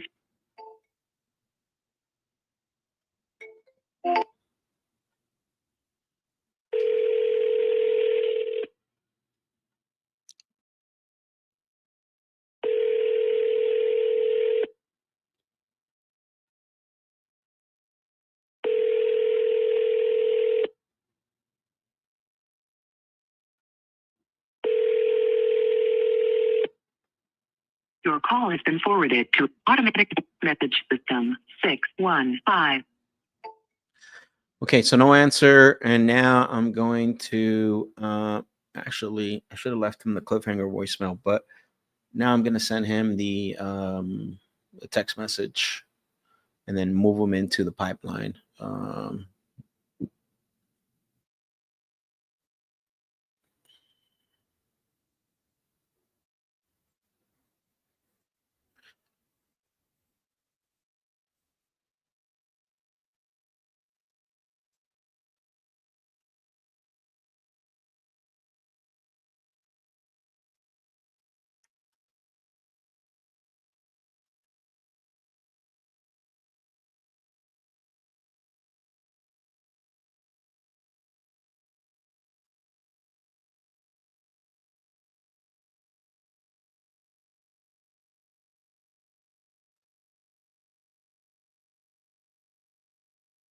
All right, cool. Jose said, give monthly tips about the process of selling. Shows you are knowledgeable. Advice when you teach, you become an authority like Max.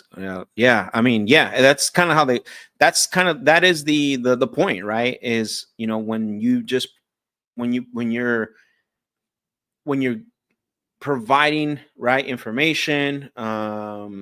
You know, you guys have heard me say this, right? Hey, I'm gonna take my buyer's hat off, put on my advisor's hat on. Something that Sandler, I was taught that through my with my sales coach. It's not something that someone came up with. Actually, we were taught that. And then you now you position yourself as someone by authority. So same thing on that text message. You know, it's you're positioning yourself as someone that can provide information about market changes, things like that. So Jennifer said, I'm using Astro Blaster. It frees up a lot of time that I used to spend on follow-up. Yeah, that's huge, right? Because, like, you know, you got to stay in front of sellers, man. Like, you know, they're sometimes we think that sellers are just walking around like, oh, I hope someone calls me today, right? Or no, that's the farthest from the truth. So you got to have something that supports you, something that provides you the support to follow up with sellers, to you know, to make sure that you are staying in front of them. That's the biggest thing, right? And so, you know, while you're look what I'm doing right now, right? Like I'm calling sellers and the system's coming behind me, boom, boom, boom, boom, right? Like, even though I'm sending a manual message, the system's going to come behind me and send them like 2 more messages, right? Not today, but eventually, you know, by tomorrow, they'll get another 2 texts. And so we've had people that have responded to those text messages. Like, I got the appointment today at 2:30, right? So that guy wasn't picking up. I'll give you guys a good example of that, right? Like, that guy was not picking up. And so I should have moved him to appointments. There we go. So he wasn't picking up, and then he got excuse me, he got a text message, right? Let me see. Here we go. So the lead came in April 10th. I'm gonna give you guys here a quick breakdown of that. He got 1 text message. He got, you know, we got his request. And then April 11th, it came in April 10th, really late. April 11th, I called him twice, didn't answer, left him a cliffhanger voicemail. And then he gets hit April 12th with another text message by the system. And then he gets an email, right? He got an email, and then he responded to the email. Okay. He responded to sorry, not to the email, to the actual message, but he also got an email. And then that was yesterday, right? Yesterday he responded. Yesterday was the 13th. So he responded yesterday on the email. And then he said, I'm on vacation through Monday. Tuesday's possibly the day to chat. And I go, hello, Tim. Thank you for, this was yesterday. I sent him a manual text message because the system had him respond, right? Hello, Tim. Thank you for the message. I asked him, what works better for you, morning or afternoon on Tuesday? And then he said, it really depends if I go to work or not. I leave at 8 a.m., so it would have to be at 7 a.m. And then, and so the appointment's tomorrow, actually, not today. Excuse me. I said today, right? He didn't respond, right? Or he did. He said, it really depends. So then I texted him again this morning, or he got another email from us, right? And then I texted him, hello, Tim, thank you for the message. What time will work for you after work? He gave me the time, 5:30. Sounds great. Talk to you soon. And now we booked the appointment, right? So it's a dual effort, right? I don't have to focus on me just continually pounding him. Like as soon as he responds, I'm reacting to him, not me having to be in there and worried about that, because I know the system is backing me up. And just like Jennifer's comment, right, is it frees up a lot of time for me to talk to new leads, to follow up when the system is doing its job with getting them to respond. It's not perfect, and I don't want it perfect. I just want it to, I don't want it, I want it to just touch them. That's it, right? Stay in front of them, touch them, stay in front of them. And then when they react, then guess what? I come in and I get them to basically, get him on the phone. So tomorrow I got an appointment with him, and let me make sure I move that, because I think I scheduled it for today, but let me see. I want to move that for tomorrow, actually.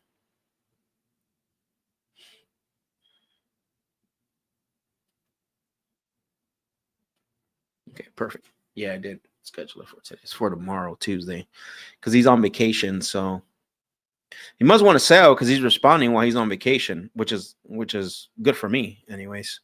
So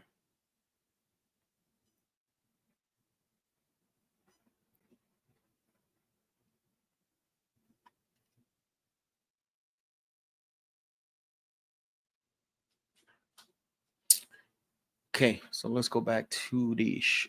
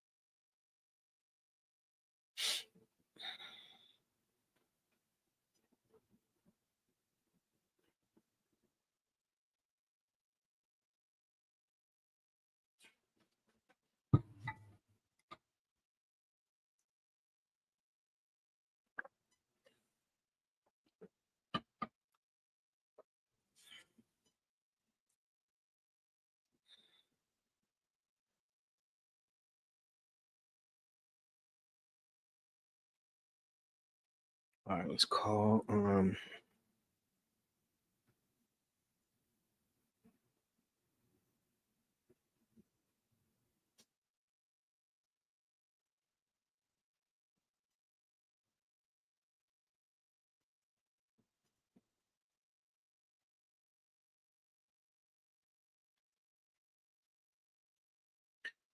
Gary.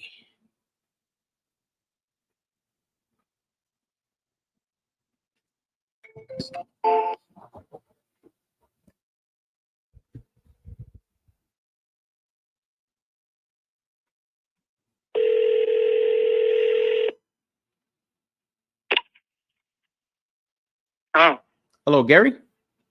yeah. Hey, Gary, it's Max. I'm calling you because it looks like you had spoken to one of my team members about selling the property over at Del Sol Boulevard. I'm happy with what I have, but thanks for the call. So you're not interested in selling? Hello? I'm happy with what I have. Okay, I don't know what that means. Guy. Come on, guy.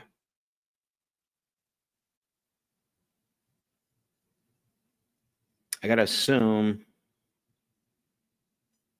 these people are wild, man.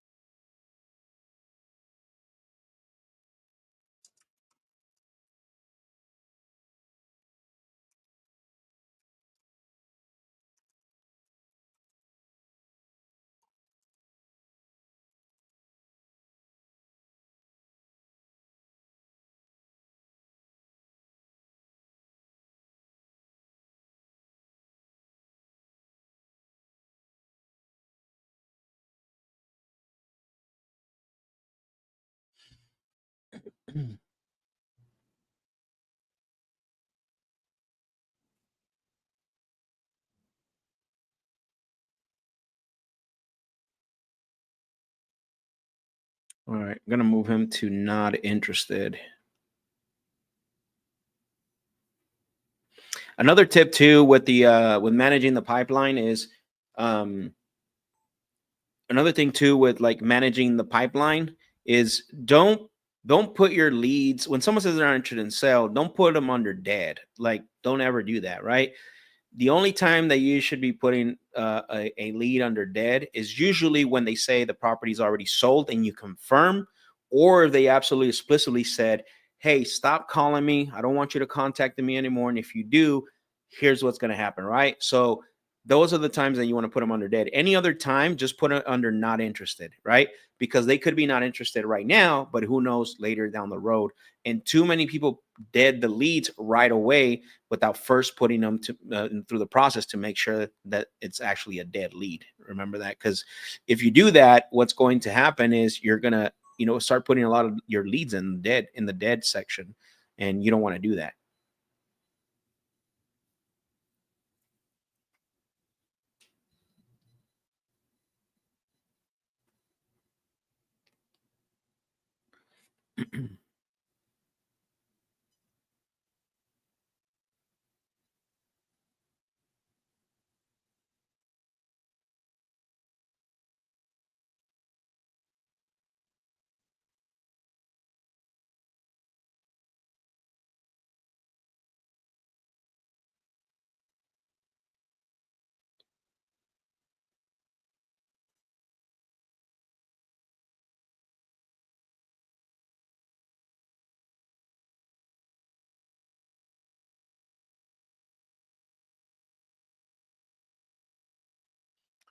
Alice. All right, let's call Alice.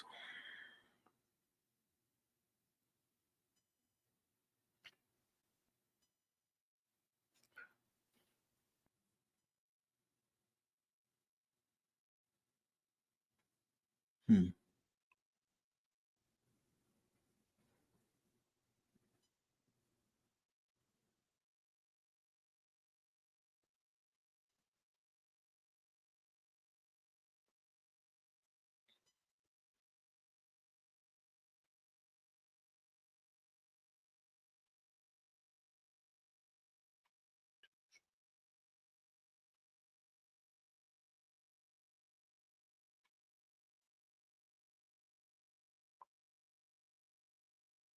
Well, we got another Jimmy. We've been having good luck with Jimmy. So let's call another Jimmy. Jimmy.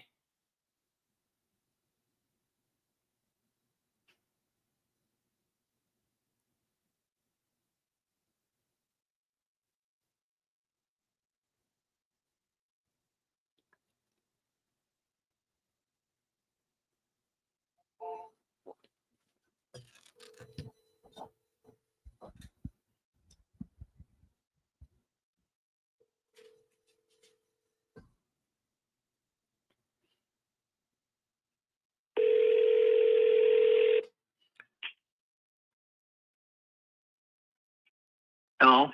Hello, Jimmy. Who is this calling? Hey, Jimmy, this is Max. I'm calling you because you had spoken to one of my team members about selling your property over at Pheasant Drive.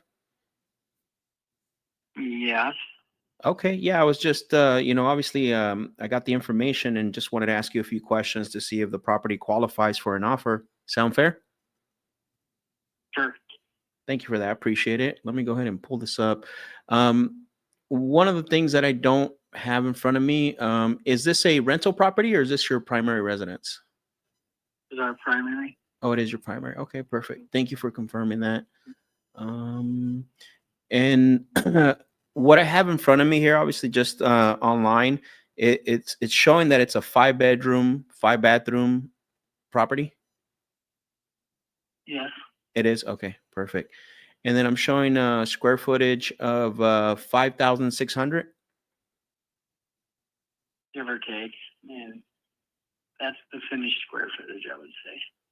Okay, got it. Is there extra square footage, or is that what do you? Yeah, I may not be including a closet or two, or is that, or the area that is underneath the garage, which is a storage area. Oh, okay. So you gotta. Yeah, usually it depends. A lot of times they do include the garage, and sometimes they don't. Maybe on this one they didn't include it. If obviously sometimes the information is incorrect. And then I show that you do have a homeowner associations to the property. Yes. Yes. Okay, got it. What's the monthly payment on that one? It's yearly, 225. 25. Okay, perfect. All right. 225. What is it? 225. Oh, 225. Okay. 225 Is that a year, monthly? yearly. Yearly. Okay, perfect. All right. Let me bear with me here. I'm writing that down. So 225 a year. Okay, perfect. And then when you decide to sell this, obviously not necessarily to us, but just someone you feel comfortable with, is there anyone else that's going to have an input in helping you make the decision? Not necessarily. I don't know at this point. I'm actually going through a process of getting permission to sell because I put my son on this deed, so it makes it more difficult. But it still will be settled the way I know it will. Okay, got it. So it's just a matter of getting approved or getting it signed off. Yep. Been approved by the court. It's not Mhm. a big deal. Okay, no problem. The only reason I'm asking is, obviously, I just ask because whenever someone's making a decision that big, there's often someone else, right, that's involved when it comes to, making the decision. Okay. And then do you have an idea what that timeline looks like? Have you started the process at all for that? I started it, but I haven't filed it. I'll be filing next week. Oh, next week. Okay. Got it. And that's always that you never have control of that. That's always left up to the courts too when you go through them on the timeline. Sometimes I've seen it happen Yep. where it happens quick. Other times I've seen it where it's takes a little longer. So, and then just out of curiosity, ballpark, how long have you owned the property? Here's 2 years? 6. Oh, 6 years. Got it. Okay. And what has you considering it? I mean, besides what the situation you told me, that's got you thinking about selling already. Just want to move to where we can be by our oldest son and his kids because we're getting older. We need help. I understand. Okay, that's fair. Where does your son live at?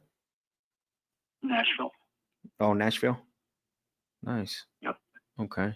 And is this part of the process as well, like getting the sold, using the funds to move, or is that going to be part of your process too? All part of the process. He couldn't say it any other way. No, it makes sense. And I guess I didn't say that right, because sometimes people need the funds in order to move. A lot of times they're like, no, I can move and it's not a big deal if I sell or not, right? That was just what I was trying to get to. Yeah. And then what have you tried? Say that again. That's all right. Go ahead. Oh, I apologize. What have you tried recently to get the property sold?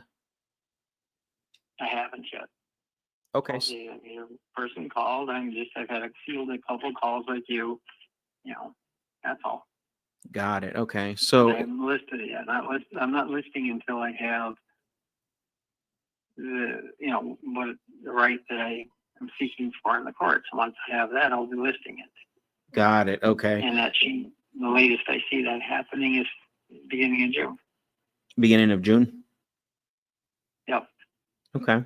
Got it. And that makes sense. I mean, so even if even if you did get an offer, whether it's from me or someone else, it sounds like that would still have to be settled, even if it wasn't listed on the market. It was an offer that came from a direct buyer, from what I'm hearing. Yeah, but again, like I said, that it can be yes and no depending on how my son is at the moment. I mean, have to wait for the court decision either. I'm trying to convince them otherwise. Got it. And how long has that been going on? Oh, just about a month. So About a month. Honestly, all right. So what I really want to know is, from everything you've had and from what I told, you're you're a person working with you, what kind of offer are you looking at? Or if you don't know yet, call me back when you have one, and I'll tell you where I'm at with things. Well, definitely. That's why I called, right? Because I wanted to qualify the property for an offer. Obviously, that's the goal. I just can't give you an offer on something I don't know about. I don't know anything about the property. I haven't even asked you questions, the condition, or anything like that. So, if I was to come up with an offer now, Okay. Condition of the house, I would say it's good to just slightly under good. You know, there's some touch-ups that need to be done from the guys who went through and rehabbed this before I bought it. Mhm. I put in new windows. I put in new gutters.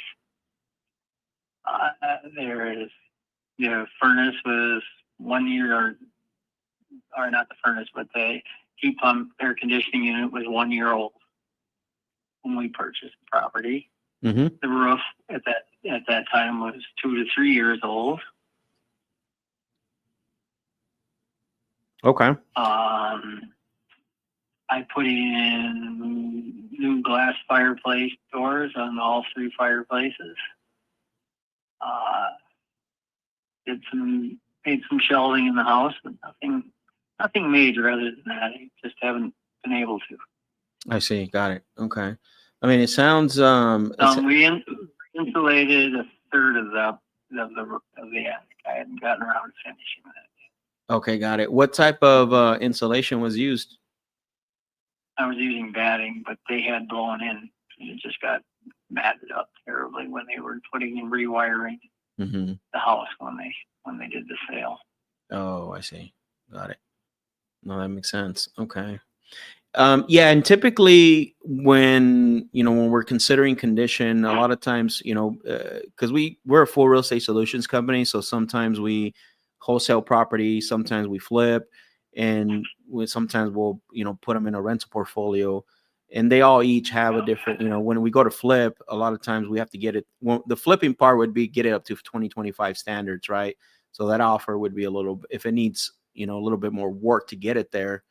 Then it doesn't sound like it, but you still would have to, make sure it's got 2025 cabinets and countertops and all that in order for countertops. They're all, they were all updated. They're all, I don't know if that's granite or marble. I never keep them straight. They look like marble. Mm-hmm. Okay, so the only thing that I would say was needed is a new fridge. This one's took it the beating since we've been in here. The stove is still in good working shape, looks good. So was the microwave above the stove. These were all bought at the same time when they were put in the house. And I just put in a few months ago a new dishwasher. Okay, nice. It's brand new. Yeah. And the hot water heater is less than 2 years old. Okay. Perfect. So yeah, that helps. That's a 50-gallon hot water heater. Quick return. Right. Okay.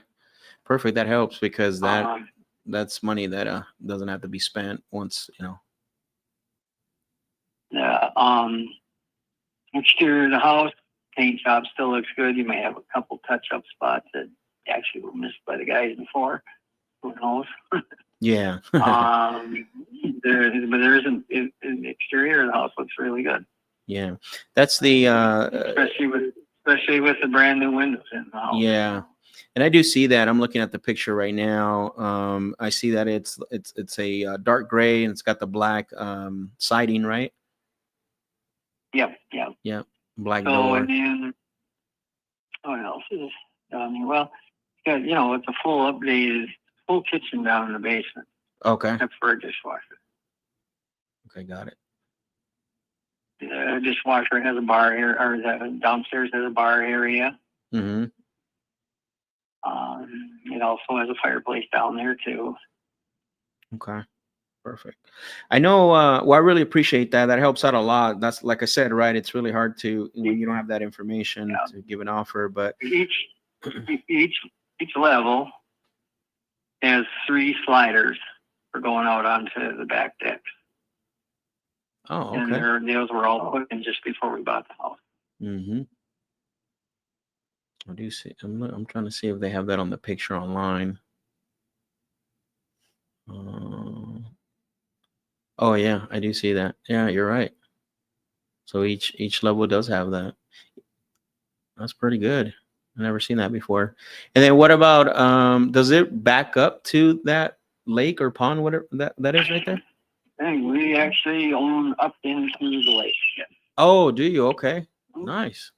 Yes. Okay. Yeah, the properties on this side of the lake that are on the lake own to the shoreline or even beyond. It just depends on what the lot was at that time. Mm-hmm. And ours extends the water a little bit. So, but you're not allowed to. You're not supposed to build a dock, but everybody just about has. Yeah. I haven't, but yeah, Right. it's good, very good fishing. Okay. Good walleye or good bass and crappie fishing. Yeah. Yeah. No, that makes sense. No, it sounds like a great property from everything you're telling about. Usually, when I hear, obviously, when I hear, the property conditions like this, I always tell sellers, in order to maximize, the value, right? Listing it on the market, is always the best option.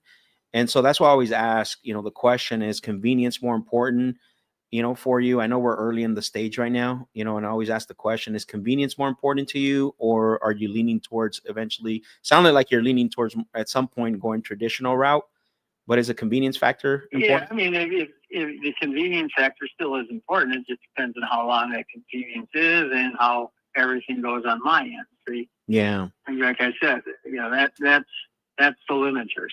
Yeah. Otherwise, as far as my wife and I are concerned, wanting to have a move down there, yes, we want to get moving as soon as we can, but we don't know when it will be. So Yeah. Okay. No, that makes sense. That makes sense. And have you guys and I know obviously because you are maybe potentially considering going traditional route, have you guys thought about what you would list it for? No, I haven't yet. Okay. It just all depends on the market at the time. I mean, I don't know. I mean, considering housing is selling around in my neighborhood, often most of the homes have been going in less than a month. Demand is out here, and I know that. So eventually, that'll drive a lot of that. I'll put it this way: it won't take conventional way or having it done quickly. Yes, means something right now, but can we hang on without it? Yes. But yeah, the convenience would mean a lot to me right now. Yeah, I see what you're saying. Okay. And so I'm assuming the property's paid off? Not yet. There's 60,000 left on it. Not quite 58. Mm-hmm. You're a little. Okay. So obviously we have the mortgage, so that would have to be paid off. And then What do I gotta do? what's that? I'm sorry? Sign again? How much was it, or what? I don't spell what, my last name? Oh, okay. Are you in the middle of something, Jimmy? I'm sorry. I'm getting a package delivered. Oh, got it. They want You have the mic they turned want your on? signature. Yeah, so then there's a small mortgage on it, which that'll have to be obviously paid off through the offer. Is there anything else that you would need to, pay off, like that, anything against the property at all? No, Okay. no, and there's nothing against this property at all. Okay. Well, that's good. At least you don't have like solar or anything, any type of liens like that. So knowing that you have that small mortgage, which is really good. Congratulations, by the way. You don't owe a lot compared to, some other people that bought properties as, 6 years. That's really good. Thank you. What do you guys, have you thought about like what you would want to walk away with on top of your mortgage that needs to be paid off? Oh, I'm not going to discuss that. Okay. Right now. I mean, that's an impossible thing until later on looking at homes down there or what we're going to do. So, but. Okay. Yeah. Cause you're going to need the money to buy another home, right? Yeah. Yeah. That makes sense. All right. Well, here's what I'll do. Because I know you're still early in the stages of selling, and I know you got some things to figure out in regards to, what you need, for the next steps. I will do some more due diligence on this property, and then because we do have, we have a few options. We have the quick close option, which is the more convenient route. And then we have another program that's called the Flex Equity Program. I know 8 out of 10 sellers usually go with the Flex Equity Program only because it does give you probably, double the money that you would get on a quick, on the convenience route, just because a lot of times people use the convenient route when they want to choose their own closing date. The property needs a lot of repairs. Some people are in financial situation, not all of them, but none of those apply to you from what I'm hearing.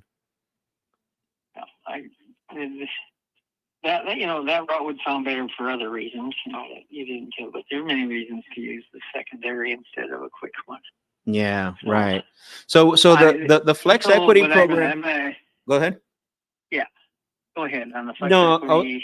I was going to say the Flex Equity Program still gives you some benefits as the quick close convenience route. The only thing it does, it is a little bit probably, it could be anywhere between 45 to 60 business days. But you still get the, the net offer. You don't pay closing costs. There's no commissions, but you do get close to more of what the property's worth. Right. But that'll be something I can discuss with you whenever you get closer and get a decision on how you guys are going to handle the sale. Right. Just because, you'll need at least an amount. And so what that means is that it's a complete hands-off experience for you. Right. Versus a more traditional route where you do have to pay commissions, you do have to be involved. And that's why I said 8 out of 10 people that I've spoken to about that program usually decide to go with that because of those things. Sure. Yeah. All right. So if you were me calling you back about this, when would you do that? When should you call back? Yes. I would say give me 3 weeks. 3 weeks. Okay. How things are going then. Yeah. All right, let me pull up my calendar here. So the first week of May, right? Yeah. That sounds about right. Okay. What I'll do is, let's see. What works better for you, Tuesday or Wednesday, May 6th or 7th? It wouldn't matter. Just time is what matters. Got it. What works for you, morning or afternoon? Afternoon on a Wednesday actually sounds the best. Wednesday afternoon, around this time or a little later? No, this time sounds good. Okay, perfect. So what I'll do, Jimmy, I'm going to put it on the calendar to give you a call 3 weeks from now. So that's May 7th. And then I have it down on the calendar to give you a call around this same time as today. Okay. Okay. And then we can discuss a little bit more about what the Flex Equity Program is. And then you can ultimately make the decision. And, if it works out, it works out. If not, I met a good guy. All right. All right, Jimmy, take care. Okay. Talk to you later. Talk to you then. No problem. Bye. All right. So a few things with Jimmy. Jimmy. We've been had luck today. That's the second Jimmy. He's very early in the stages of selling, right? He's got a few hurdles to jump through. He's got to basically, he's got some things. He's got to get the sell proof. He doesn't know what that's going to look like, right? So you got to be careful with this. When I did get a ton of information from him, as you guys notice, right? He tried to hang up on me. He's like, all right, now that you know what you know, give me an offer. Most people would jump on that and say, okay, no, like, why am I going to I'm not going to give you an offer on something that I don't even know what I'm getting into, right? Like,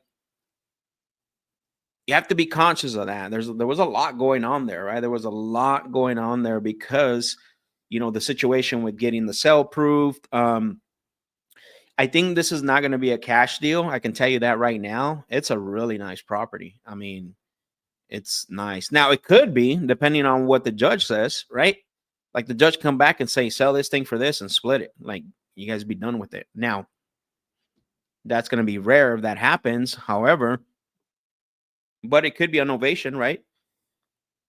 So that's why I planted that seed in his mind about the Flex Equity Program. And so the reason being is I want him to kind of chew on that. I didn't want to pitch him on it. I didn't want to run him through the whole process because he's not ready yet. You know what I mean? There's no need to run him through the whole process of how it works if he's not ready yet, right? But I still want to plant the seed of, of this other option, and so, he's very receptive to it, and he knows he was in a position. He knows he was in a position where he didn't have to he can't make a decision. So that's why the conversation was comfortable, because he understands that right now he can't do anything, right? So why am I going to do comps? Why am I going to give him an offer? Why am I going to pitch him a solution? Like, we have to have whoever that other party is sign off, right? And so, and right now it sounds like they're battling it out in court. So we don't want to move too fast with this guy. We want to give him room. To get everything in order, and that way he can, take care of business. And then once he's got that done, we can connect again. So we're gonna put him on a follow up. He said 3 weeks. I'm gonna put it to where we send him a text message like in 2 weeks, so that way we can stay on top of it. But he is a hot lead, so I am going to put it as a hot lead and then due diligence this one. So let's see, open. Yep.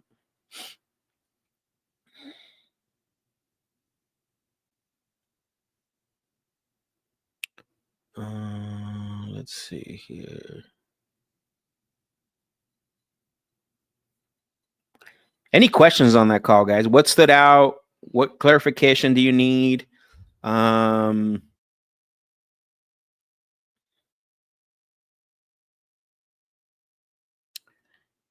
was a good call, actually. He tried to avoid me and try to hang up. I got more information than needed to. You notice how I set that up, right, on the mortgage side. Okay, we know you have to pay the mortgage. That's going to come out of the offer. How much more do you need to walk away with? He doesn't even know that, because he doesn't know what's going to happen when the sale gets approved, right? So it's really hard to put it's really hard for him to know like what he wants to walk away with if he doesn't have the approval yet to sell the property.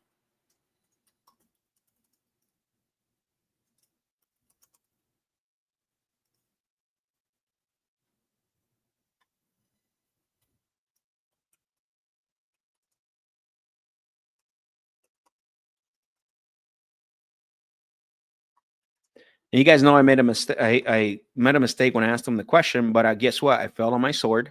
So I apologize. What I meant to ask, right? Be okay doing that. It just makes you human, right? It makes you human. Hey, I apologize. What I meant to ask you was, right? And so then he's like, he got it, right? He felt comfortable. He's like, oh, this guy on the other phone is human. He makes mistakes like I do, right?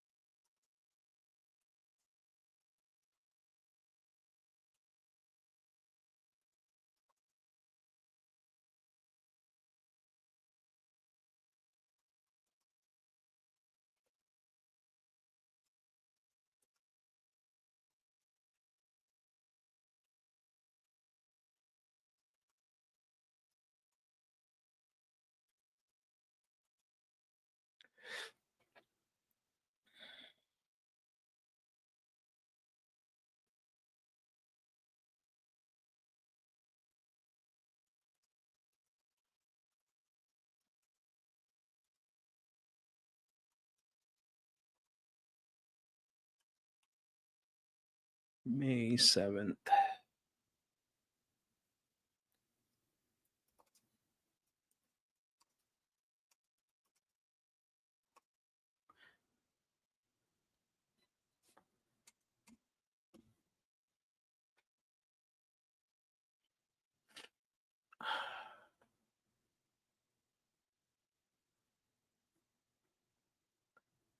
What in the world?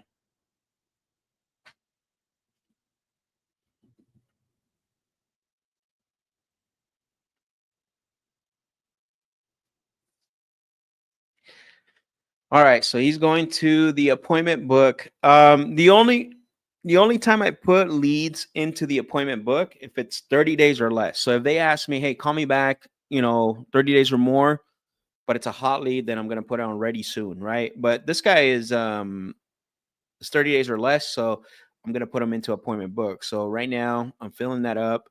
And so we got Jimmy. I gotta wait for. I'm gonna call him here in a little bit. To see if he's got the, the agreement. So let's see what the heck's going on here. All right, Jalen, appreciate you. Appreciate the fire emojis. Thank you, brother, for joining me on the call today. We're coming to the end of the show, guys. Jorge, great call. Thank you.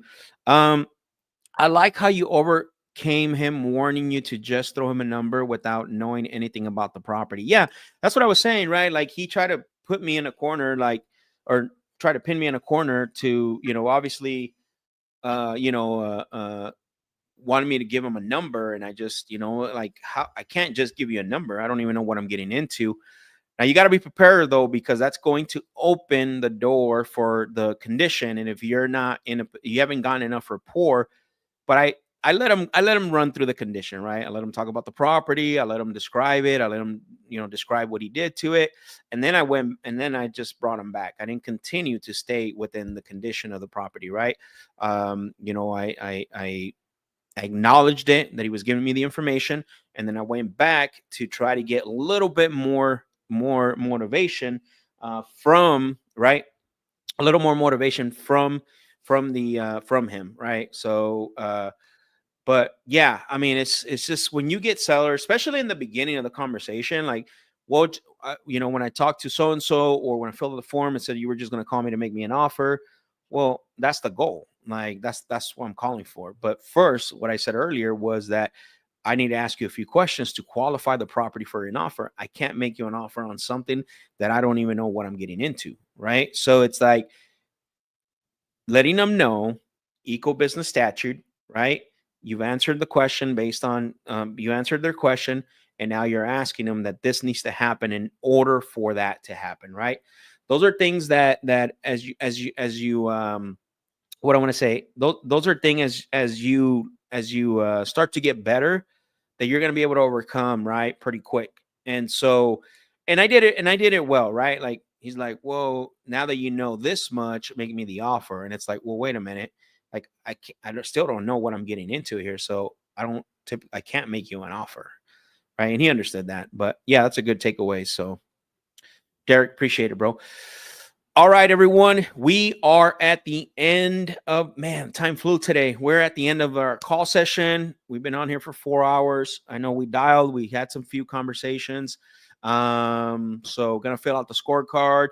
Gonna plan for the rest of the calls. I got a few follow-up calls I gotta make. I gotta call John to get pictures. I gotta make sure that Jimmy, signs the agreement. But we're starting to rock and roll, guys. We're only 4 days officially 4 days into this, right? And look at all the activity that we got just by doing the work, focusing, having high level conversations. And so one of the tips that I'm going to give you guys before I hang up, before I end the live, one of the things is that you got to make sure that you are focusing on having high level conversations.